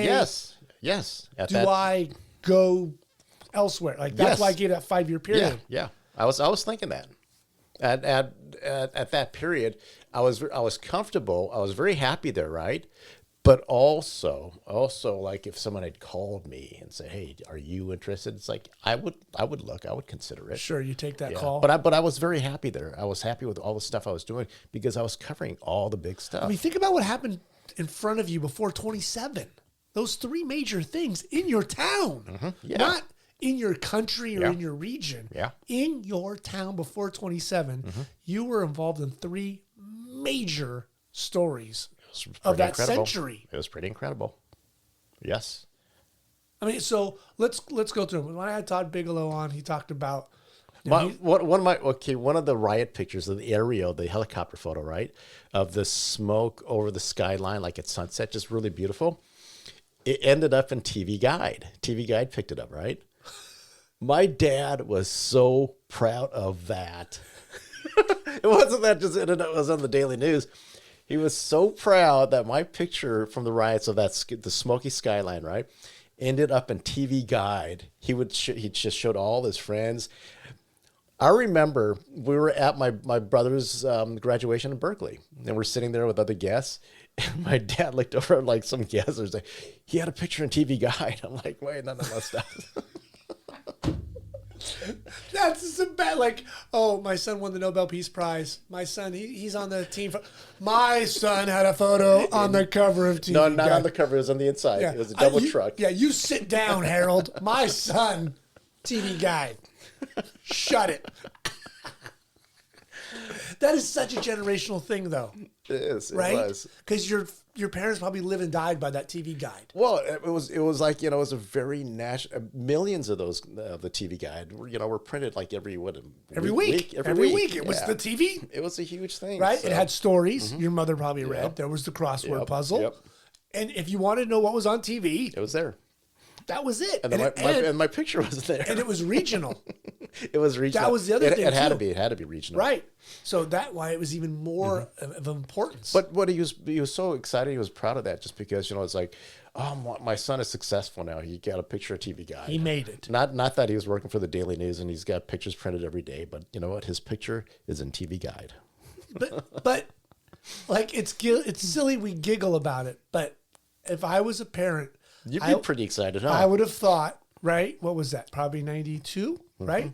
Is that the riot? But I think the TV Guide, I think that picture ran nationally, not just regionally, but it was a national story. So I think it ran in like every edition. And that must have been... That's huge. 30 million? Oh, at least.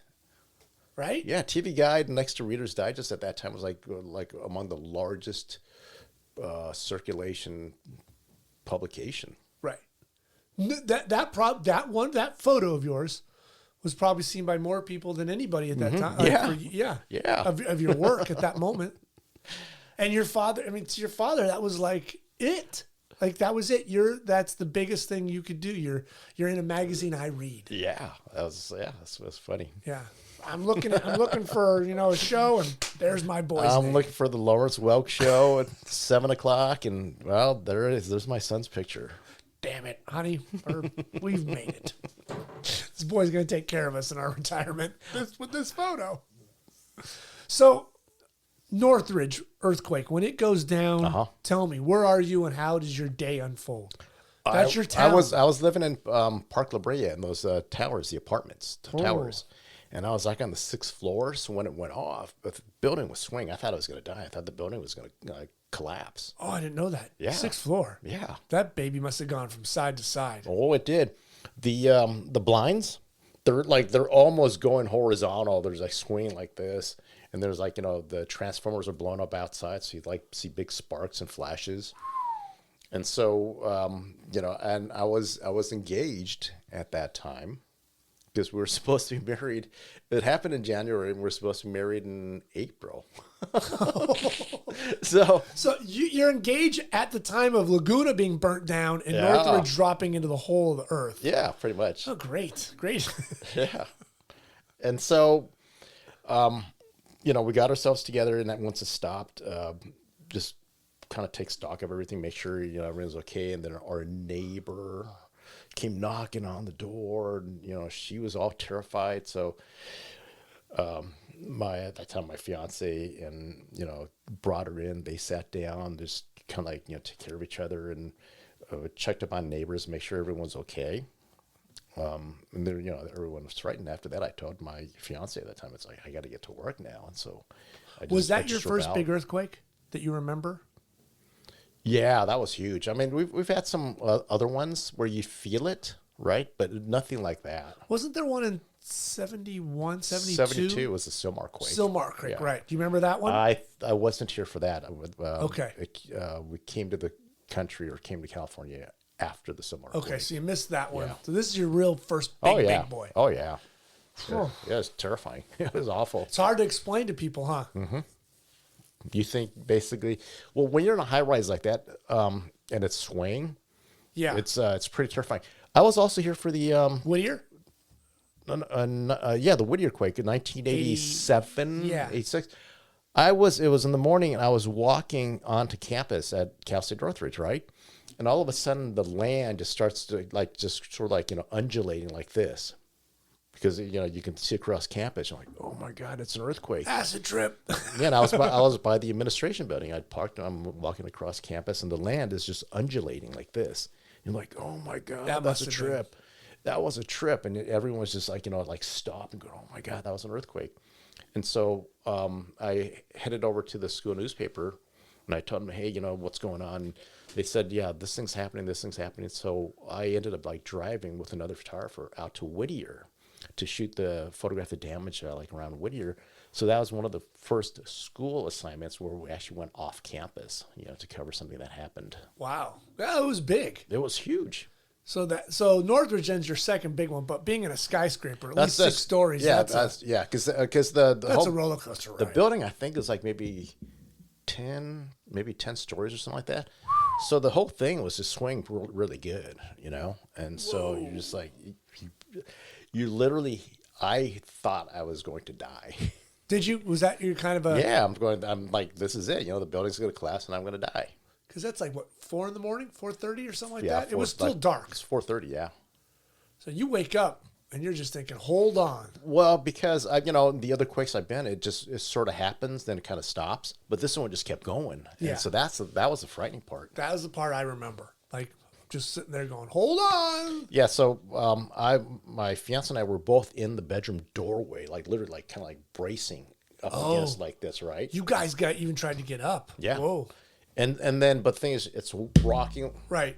Just like that. Just like that. It's rocking back and forth, and then the blinds are just fluttering almost horizontally, and then you see the sparks and stuff, and car alarms going off. You're just thinking, man, it's the apocalypse now. Right. That would have been one hell of a ride down. Yeah. So you kiss and say, sweetie, I'll be back when I'm back, and you just went into full photojournalism mode? Yeah. Well, what I did after that was I checked up my parents, make sure they were okay. Okay, so the good son. And then after that, I drove over to. What was their response? They were frightened, but their house is intact. It was fine. Okay. And so they were terrified, but I said, just take care Because of that's their ourselves. probably Yeah. their first one. Yeah, the big one like that. Yeah. And then after that, I drove over to my sister. She was pregnant at the time. Just check up on her and her husband and just make sure they were okay. Well, aren't you just a good Samaritan? So those were the things I did first. And then after that, I started going out looking out for pictures and Did stuff. you have gear with you, or do you have it in the car? What's your go? I had it in the car, so it was just ready to go, just jump in and go. Isn't that? Aren't you happy you had like your AA batteries and all your film and you're ready to go, and you're not like, I gotta get some AA's. Yeah. Yep. So off you went. Off I went. What'd you have film wise? Black and white 400. No, Whatever. no, it was color. I think Color. like the Fuji press packs or something. Okay. So it was 94. So I think we were shooting the Fuji press packs. Okay. Boom. And you just went to go find anything you could in Yeah, the show. yeah, and it was still dark, so you couldn't really see anything. Right. We had someone else like Tina Gerson. She was shooting like the fire that broke out on Balboa Boulevard, right? So she was there, and I was kind of like driving around the valley trying to find something, but it was dark at that point. Is anybody on the roads other than first responders, cops, firemen? Who's on the road? No, it was very little traffic. Just some first responders, and but traffic was very, very light. And so what goes to your head? Because today it's so different. Then you're thinking, how am I going to get a decent exposure of anything? Something like that. And then, is the office still standing? Once I get pictures, how are we going to process the film? Because we weren't digital at that time. Yeah, and you don't know, right? You don't know. You don't know if that thing's all fallen, collapsed. Yeah.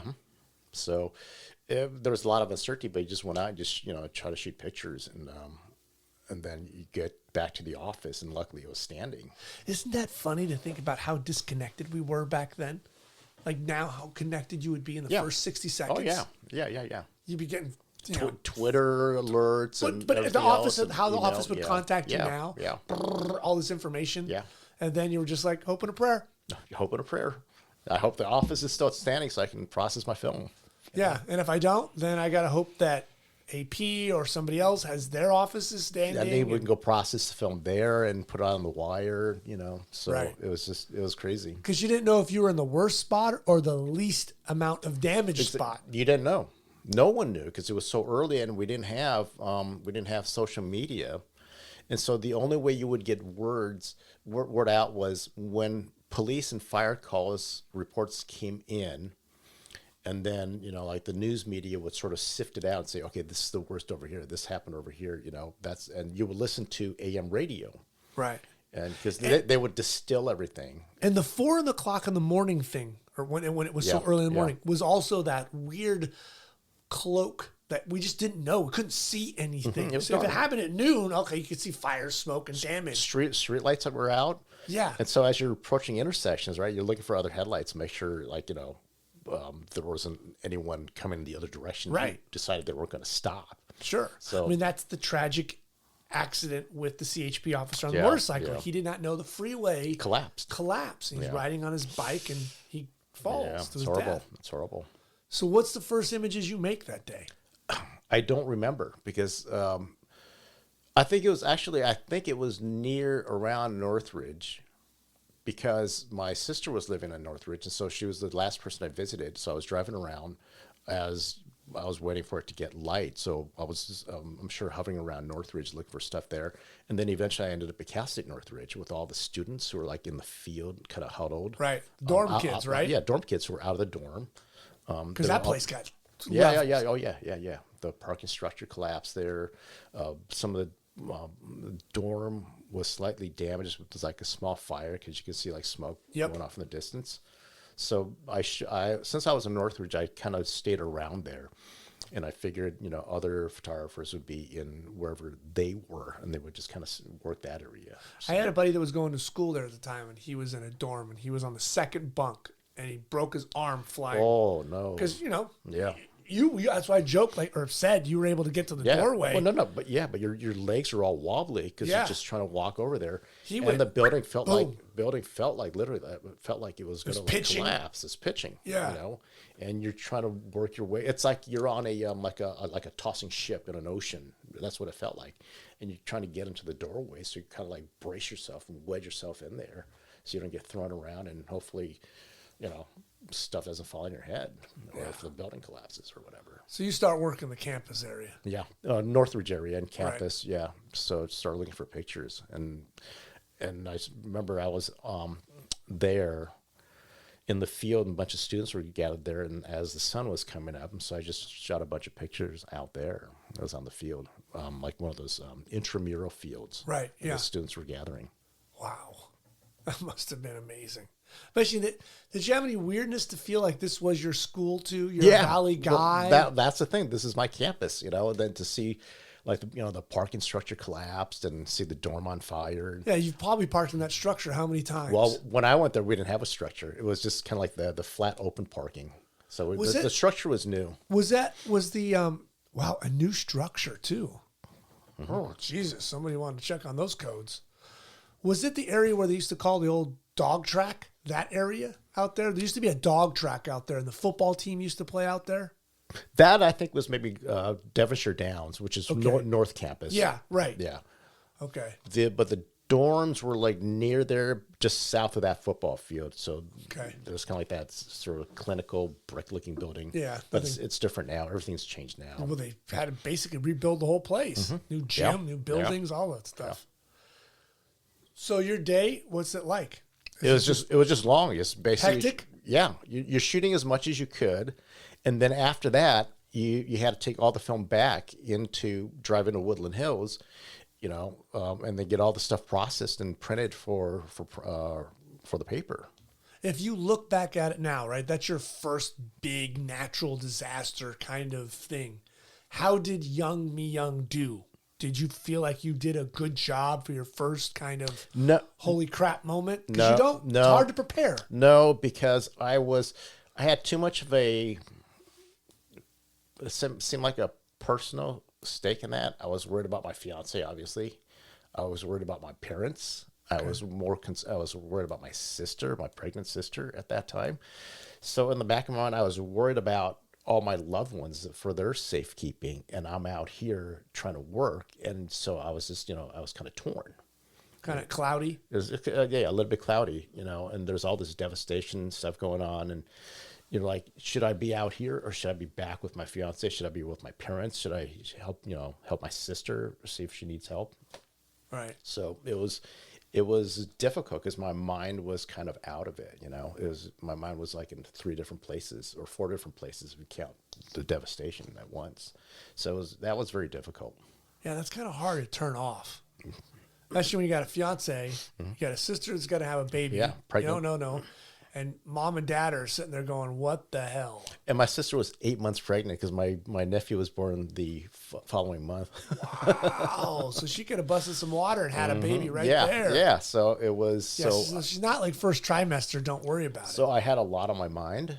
And so it wasn't like fully into doing this, It was just, a lot of it was just worrying about the welfare of my family. Did you kind of feel like you were just going through the paces and not really actually making the best pictures? Yeah. I felt like that. I just felt a little bit removed, emotionally removed, because my mind was somewhere else. Right. How long did you work that story for? A couple of weeks? It seemed like it was constant, like chaos. It went on for a while, just because with damaged buildings that had to be torn down and then rebuilt and everything. Like with the school, the Northridge, that shopping mall, their parking structure collapsed. So there's a lot of rebuilding that was going on that we covered. So the story went on for a while after that too. Right. It's in your guys' backyard, so it's a big deal for you guys. Yeah. When the next big poop hits the fan, right? You get the Rodney King riots. Oh yeah. How do you... Well, actually, Rodney King happened first. It was 92. Well, right. Okay, so the Rodney King incident, right? How do you guys deal with that? How are you guys covering that and then the trial? Well, on the day of the court verdict, I was in Simi Valley at the courthouse. Okay. And the AP was there and like another photographer there too. So, we got the verdict, the not guilty verdicts of the cops. And that was weird that it got moved into the valley for you guys, right? Because it happened in the city. It happened in the city, but then they moved it to Simi Valley. Right. The Simi Valley courthouse. And there was all kinds of weirdness. Like a lot of cops lived up there. Yeah. They put it in basically your backyard again. Yeah. So it's a good favor for you. Another national incident in your backyard. Yeah. So on the day the verdict happened, I was inside the courthouse. We're in the courtroom with the AP and a couple of stars shooting pictures. And then little by little, we just started hearing like from the TV guys, right? That they would hear from their stations and things that there's like riots happening, small pockets of disturbances happening around the city. And we're like, oh no, it's starting now. And we had no idea how bad it was going to get. Did you guys talk about it a week prior? Like, if this happens, this is our plan? Yeah, they gave us, they handed out like, things like, I think like goggles and like some personal safety gear, right? For things, but we didn't know they were going to like have curfews and like shut the streets down like at 6 p.m. and stuff, and we didn't know how bad it was going to be. I mean, it was citywide. It wasn't like a protest here at this intersection, right, and then it was done. Yeah, I mean, it wasn't a Van Nuys and someone's getting upset. It was all over the city. So we didn't realize how widespread it was going to be. So that was very different too. That was. Did they give you anything other than goggles? And like, did you get a helmet? Did you give I think vest? We might have gotten helmets and stuff too. And then we would find like we had off-duty police officers who were security guards, right? Mm-hmm. So some of them like brought in like their old bulletproof vests and said, "Hey, if this fits you, put this on." Big old thick plate. Yeah. And so like that was the first time I wore a bulletproof vest. So they give us like our old bulletproof vests and stuff, and like, okay, I'll put this on, but man, bullets are flying. Maybe you don't want to be there. Yeah, but you don't know. Like when that week, it was bonkers. Yeah. You don't know if you were at the right intersection, what you were doing. Mm-hmm. Because on the first day, the second day of it, right? Second day was the whole that intersection at Florence and Normandy, right? No, that was the day of the verdict. Oh, that was the day of the verdict. Right. Okay. That's when it starts going down. They pulled gentlemen out of the truck. Yeah. Okay. Football somebody, whatever. I can't remember the whole incident. That's the day of. Okay. Yeah. Yeah, and then when day 2 is kind of like, that's when the city kind of burnt down. Yeah. Okay. So like when that happened at the intersection of Florence and Normandy, and just how and beat the truck driver, that's when it was televised on live TV. Right. The helicopter shots were like, oh my, that point we realized, man, this is really, really bad now. So we realized just how bad this was it went from protest to riot like real fast. Yeah. So what was your guys' game plan? Different coverage on the second day. Where we had people out on the first day. I was still at the courthouse. We had people out on the first day covering the different disturbances. And the second day, they had me on up in a helicopter. They wanted me to do the helicopter, I believe, on the second day. So I went up 3 times, once in the morning, once in the afternoon, once towards like the evening. What was your plan of shooting? Just wides, overalls? Yeah, overalls of smoke, fire, devastation, and absolutely empty downtown LA. It was like midday. We went on our noon flight, and it was a ghost town. There's smoke in the air, and there's nothing in the streets. So it was great zombie apocalypse kind of footage. Yeah. So my second day was just helicopter duty. I was in a helicopter 3 times, morning, noon, and then like towards sunset. And that's where I got the sunset photo that ended up in TV Guide. Right. And then on the third day, a lot of the burning had stopped, and I was on the ground, and I was down around like the Koreatown area, I guess. Okay. Kind of just cruising around there, just looking for, damage and cleanup and things like that. Right. Because didn't you end up doing something with the rooftop Koreans? Did you?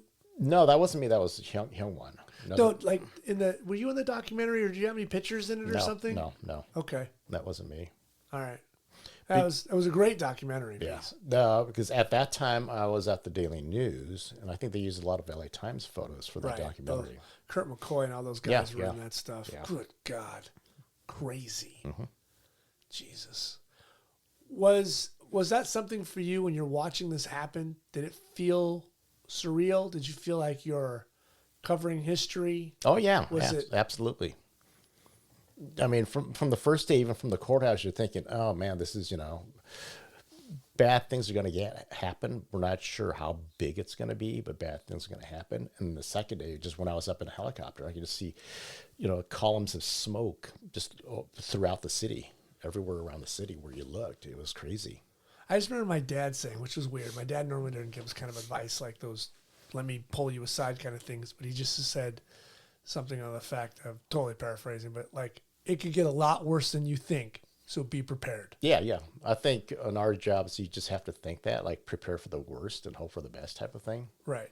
Because, you go out and you're like, oh, could it get any worse? And then, oh my God, you go around a corner. It could get worse, sure. And you're the only white guy and the whole place is burning down. Wow. And there's a fire truck on fire. And well, our friend Craig Fuji, when he was working for the AP, he got beat up, attacked, I think like knocked unconscious or something. Yep. And he had his gear taken off of his, stolen from him, taken off of his neck. And there's actually, footage, TV news footage of him, getting mugged. It's awful. It's terrible. And there's that, it's not that it's a funny story, but it's a funny story the way Terrell and I'm blanking on his name. He just passed away a couple years ago.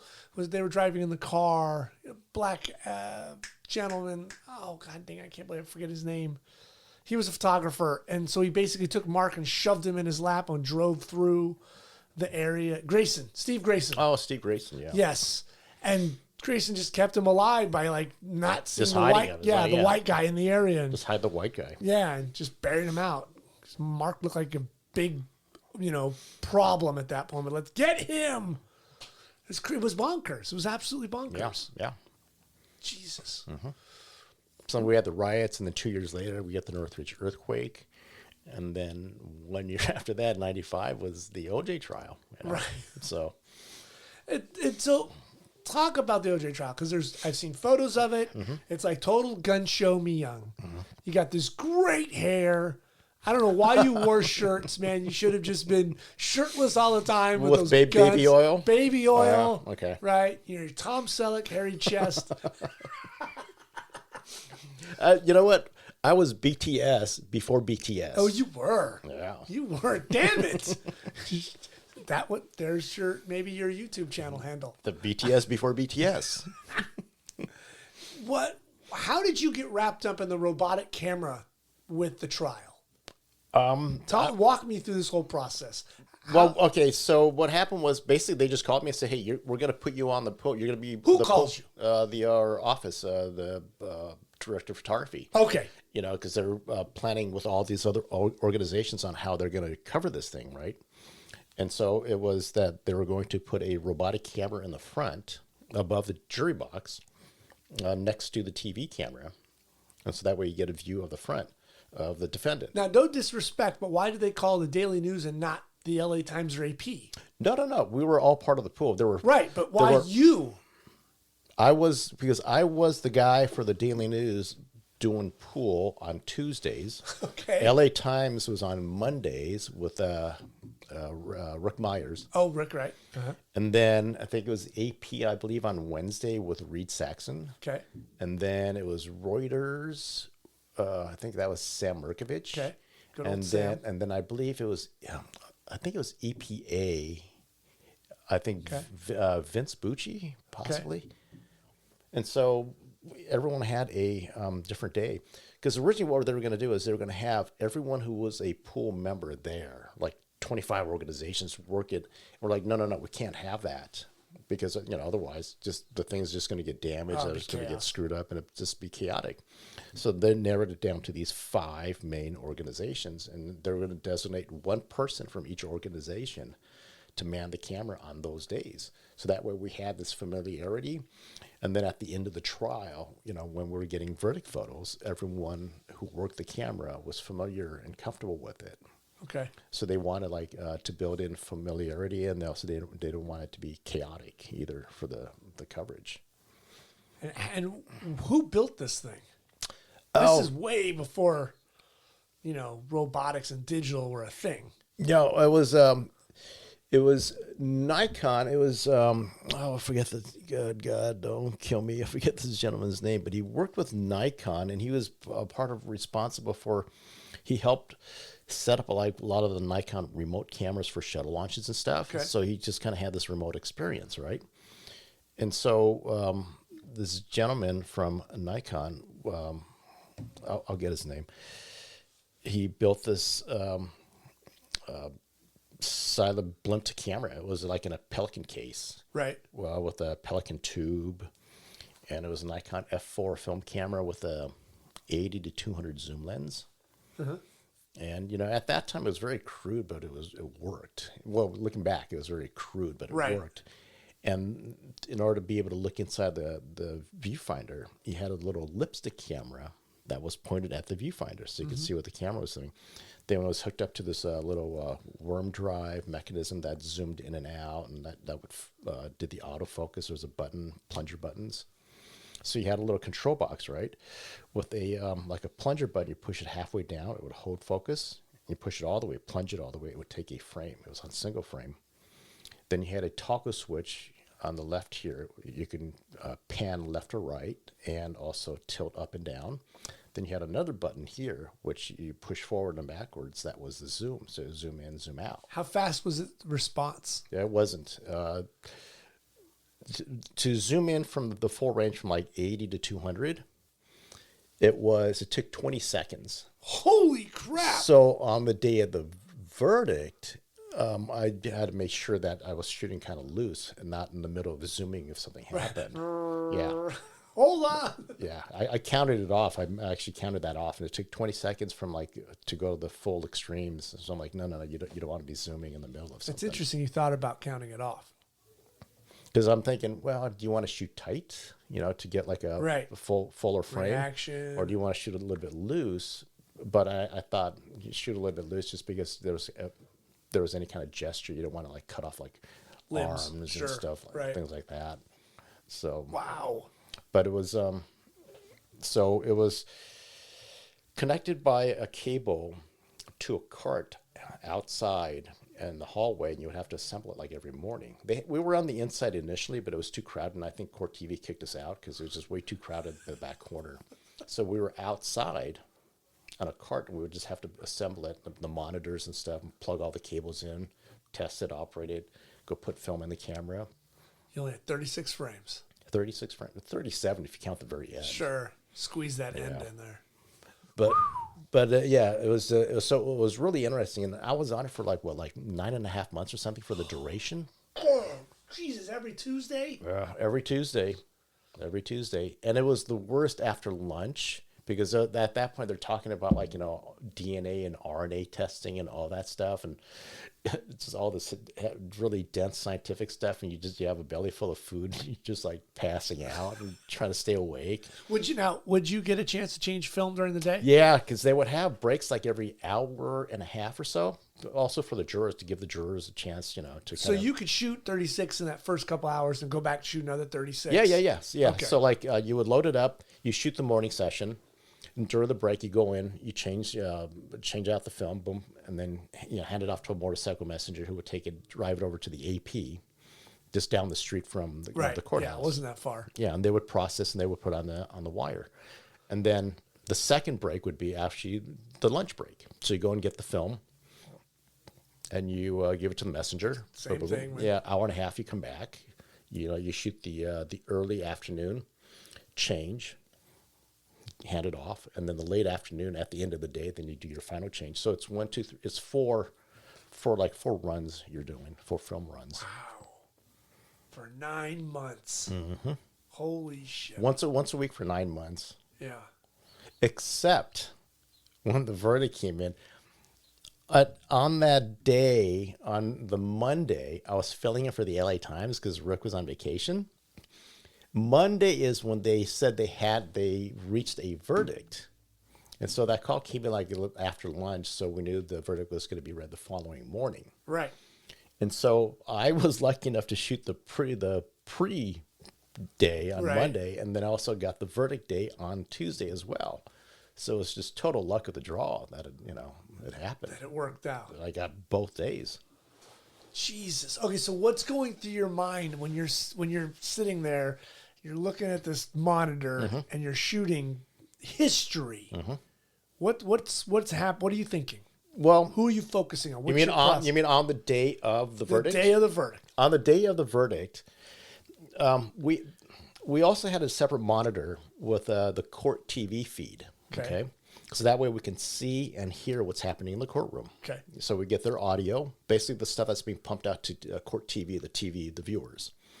So we can see the TV feed, and we can also hear the audio, so we can hear everything and seeing everything. So I was using court TV as a second set of eyes. Okay. So what I did was in the morning, you just kind of go and shoot all your safe shots, just all your cover yourself shots, Okay. right? And then as the verdict was happening, court TV was moving the camera around, right? TV camera, so I just kind of followed them.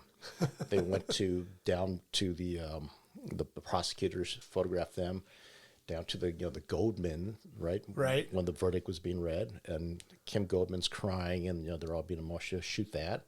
Move up to the OJ family, where where their daughter's kind of like cheering like this. Shoot that, and court TV is shooting it too.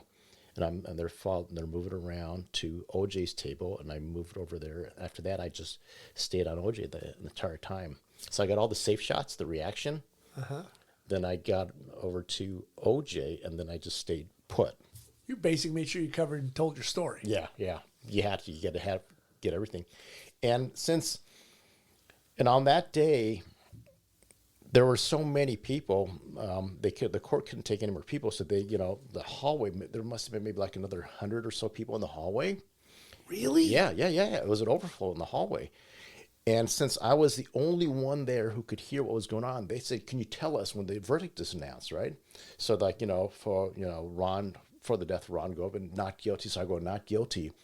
And then the hallway just like erupts. It was split. Like half of them were like, "Oh Right. God, I can't believe this verdict," and then the other half were like, "Oh, thank God." Yeah, booing and cheering. Yeah. Whatever. Yeah. And then you got over to Nicole Simpson's, and I go, not guilty. And same thing. It's like, there's like cheering, and there's like this like deep, heavy sigh, and you're like, oh God. And so the hallway was just like this mix of, elation and just like utter dejection. So it was pretty crazy. And the thing is, because they were expecting such a large crowd, they brought in extra deputies, right? Just for security. So it was over now. Oh, and so this is what happened. And so I got all my safe shots and, shot some photos of OJ. I started on him originally, right? And then I kind of moved around and went back to him. And then I was just waiting for like some kind of reaction.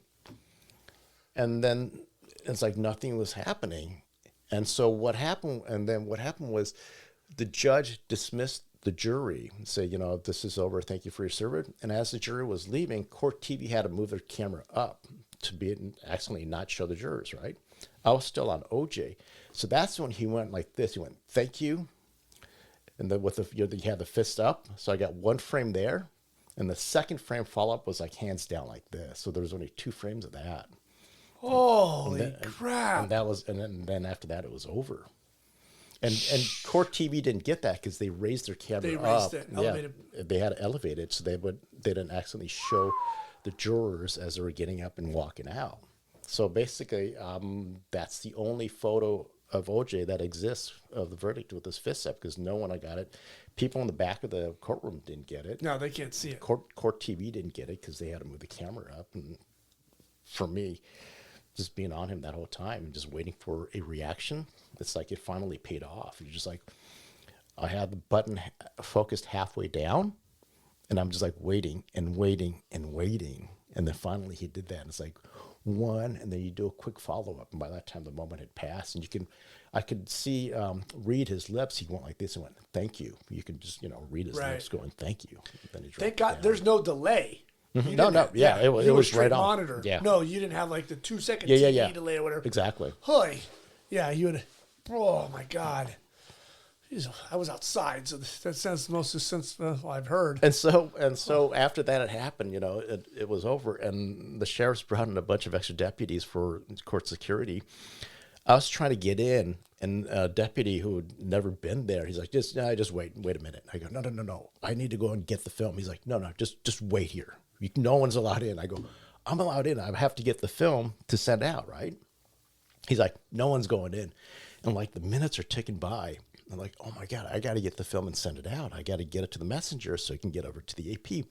So another minute's going. I go, deputy, I need to get inside. Please, I got to get the film. He's like, look, no one's getting in right now. So I'm just like waiting a little bit longer. Like several seconds later, another deputy comes out, one I recognize, from the entire time. I go, hey, deputy, so-and-so, can I get, the film? And she's like, oh yeah, come on in. What are you doing waiting out here? So I'm like, oh man. So I'm like, I'm standing out there for like minutes, like the longest minutes. Eternity, might as well, right? Yeah, because this other deputy didn't recognize me. The other one's like, oh yeah, what are you doing out here? Just come on in, go get your film. What are you doing, buddy? so I just kind of like, glanced over at the other deputy. Was like, come on, man. Oh, well, he's doing his job. He doesn't know. Yeah, and then this is thing. I had to carefully, rewind the film, and we didn't do the motorized rewind because we didn't want static electricity damaging the film. So we all did the manual rewind. Wow! Right? Did that? What film? What camera? It was the F4. F4? Yeah. It was the F4, and we're shooting the 800 Fuji, I believe. Yeah, 800 Fuji. Did you guys take the vertical grip off? So it was just real thin. No, the vertical grip was still in there. Okay. And then so I took the film, I put it in the messenger bag, and I put like, frame number 32, and I put like an asterisk. Look here, look at this one, circled it, right? And I, put in the little envelope and gave it to our motorcycle messenger, and I said, Mickey, whatever happens, do not get hit by a car on the way to the AP, okay? Please, just whatever happens, just don't get. I go, just make sure you get this roll to the AP safely. And he goes, oh yeah, no problem. This old guy. Yeah. He's done a lot of motorcycle messering for us before. He's like, psh, and took off. And next thing I know, it's like, I hear later that, yeah, they got all these images put out on the wire, and we like that photo. So it was just like, whew, see, it's so stressful. It was absolutely stressful. Like all the things that could have simply gone wrong that we've all messed up in a million days. Rewinding, it doesn't rewind, it doesn't catch the tooth, a bad shutter. Yeah. You blow a shutter, an element gets out of whack, bad chemistry, Mickey gets hit by a semi, whatever. Yeah, it was wild. It was crazy. It was very nerve-wracking. Did you age in that 9 months? More than 9 months? Was it like dog years for you? I aged like 10 years in that moment. I know, because if something had happened, I'm like, yeah, the entire world was waiting for this, these pictures, because at that time this was like one of the biggest trials to have happened. Oh, I don't know which one's at that bigger. time it was the trial of the century. Right. So everyone was waiting for the picture, and if something happened, it's like I'm the guy that gets in trouble, and I pack my bags, I move to Costa Rica, and you never hear from me. Oh, Costa Rica. But there's a couple of interesting stories that came about from this OJ thing. Okay, one, I got a trip to London because the BBC wanted to do a story. They did back then. They did an annual story, like stories of the month type of thing, right? So they flew me out to England because you were the shooter. Because I photographed that, and so they wanted to talk. So when they contact you about that, what were you thinking? I'm thinking, oh, this is a joke. I'm like, really? And they're like, no. It's like, we're with the BBC. Want to see if you want to come to London. I go, wait a minute. Well, there's like a BBC out in Burbank, right? Why don't I just do it there? I know who they are. I've covered them. Yeah. And then, she goes, and then she said it was cheaper to fly me out and put me up for a couple of days than it was to hire like a freelance camera crew locally. I'm like, really? So they flew me out to London for like 3 days or something. And then I stayed for the week, but I paid for the rest of the week myself. Well, you're there. You might as well. I wanted to go sightseeing and stuff. 3 days is brutal. Yeah. You might as well get used to the time. So, I mean, it was So how was that? Did you dress up, wear a little suit and tie? And actually, I did. I had a jacket on, a shirt, and a tie, and just, they shot like waist up type of thing. So it was cool. It was interesting. We talked about the picture and how it came about and what I was thinking and all that stuff. Jesus. Yeah. That's cool. What's the other story that comes up? Okay, this one's even more interesting. So a few days like after, the verdict happens, right? I get a call at the office. It's like, yeah, this is so and so. I'm with OJ's defense team, and OJ loved the picture, and he wants to know if he can get a couple of copies. I'm thinking, man, this is a scam. Someone just wants free pictures, right? Because it's been being resold and syndicated and doing all this stuff and all that. It was getting sold quite a bit, Right. and so I'm thinking, I'm asking, it's like, what's your name? Who are you with? He goes, I'm so-and-so, with OJ's team. It's like, look, this is not a scam. I'm with them. He loved the picture. He wants to know if he can get 2. So I'm thinking, okay, just 2, not like 10 or something. One for OJ, and he wants to also give one to Johnny Cochran. I'm like, so I'm thinking, okay, maybe this is BS, but I'll play along. I go, okay, but if I send you an extra copy, do you think OJ can sign one for me and just mail it back? He goes, I think I can do that. I'm thinking, this is, BS, right? I'm just going to lose 3 pictures, but whatever. I made this guy happy. So, I printed it up and I sent it off.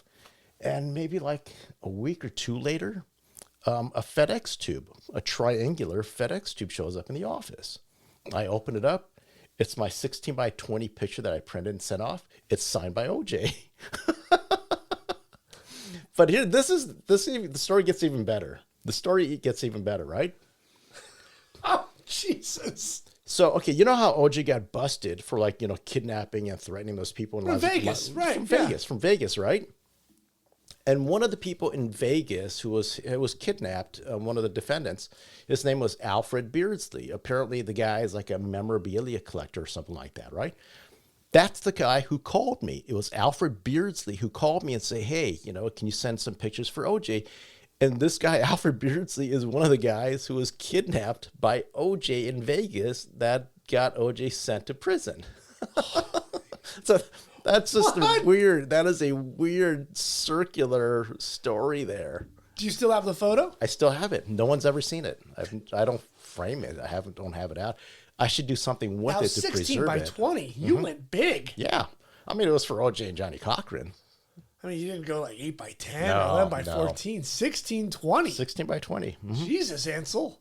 So this picture, there's only 3 of it, or maybe 4. I mean, I'll send them an extra copy, but either 3 or 4 of it own in existence, a 16 by 20 that's signed by OJ. So I'd have one of them. Okay, so I looked up that image. Uh-huh. All right. Your signature on it and the LA Times cover is on eBay for $29. Round it up to 30 at least. Come on. Yeah. Come on. So you signed in a silver pen your name on the LA Times. I'd signed something, like some cover, but so it might have been someone I worked with. It wasn't just like some Joe Schmo from No, but this was the newspaper. yeah. Yeah. Yeah. $29 on eBay. Come on, 30, man. Do 30. think so. Just round it up to 30. $29.95 plus taxes. $29.95 For the kids. $30. for the kids. I looked that up and I was like, wow. That's funny. Jesus, I'm sitting with a bona fide celebrity. Bona fide. Where? Right here.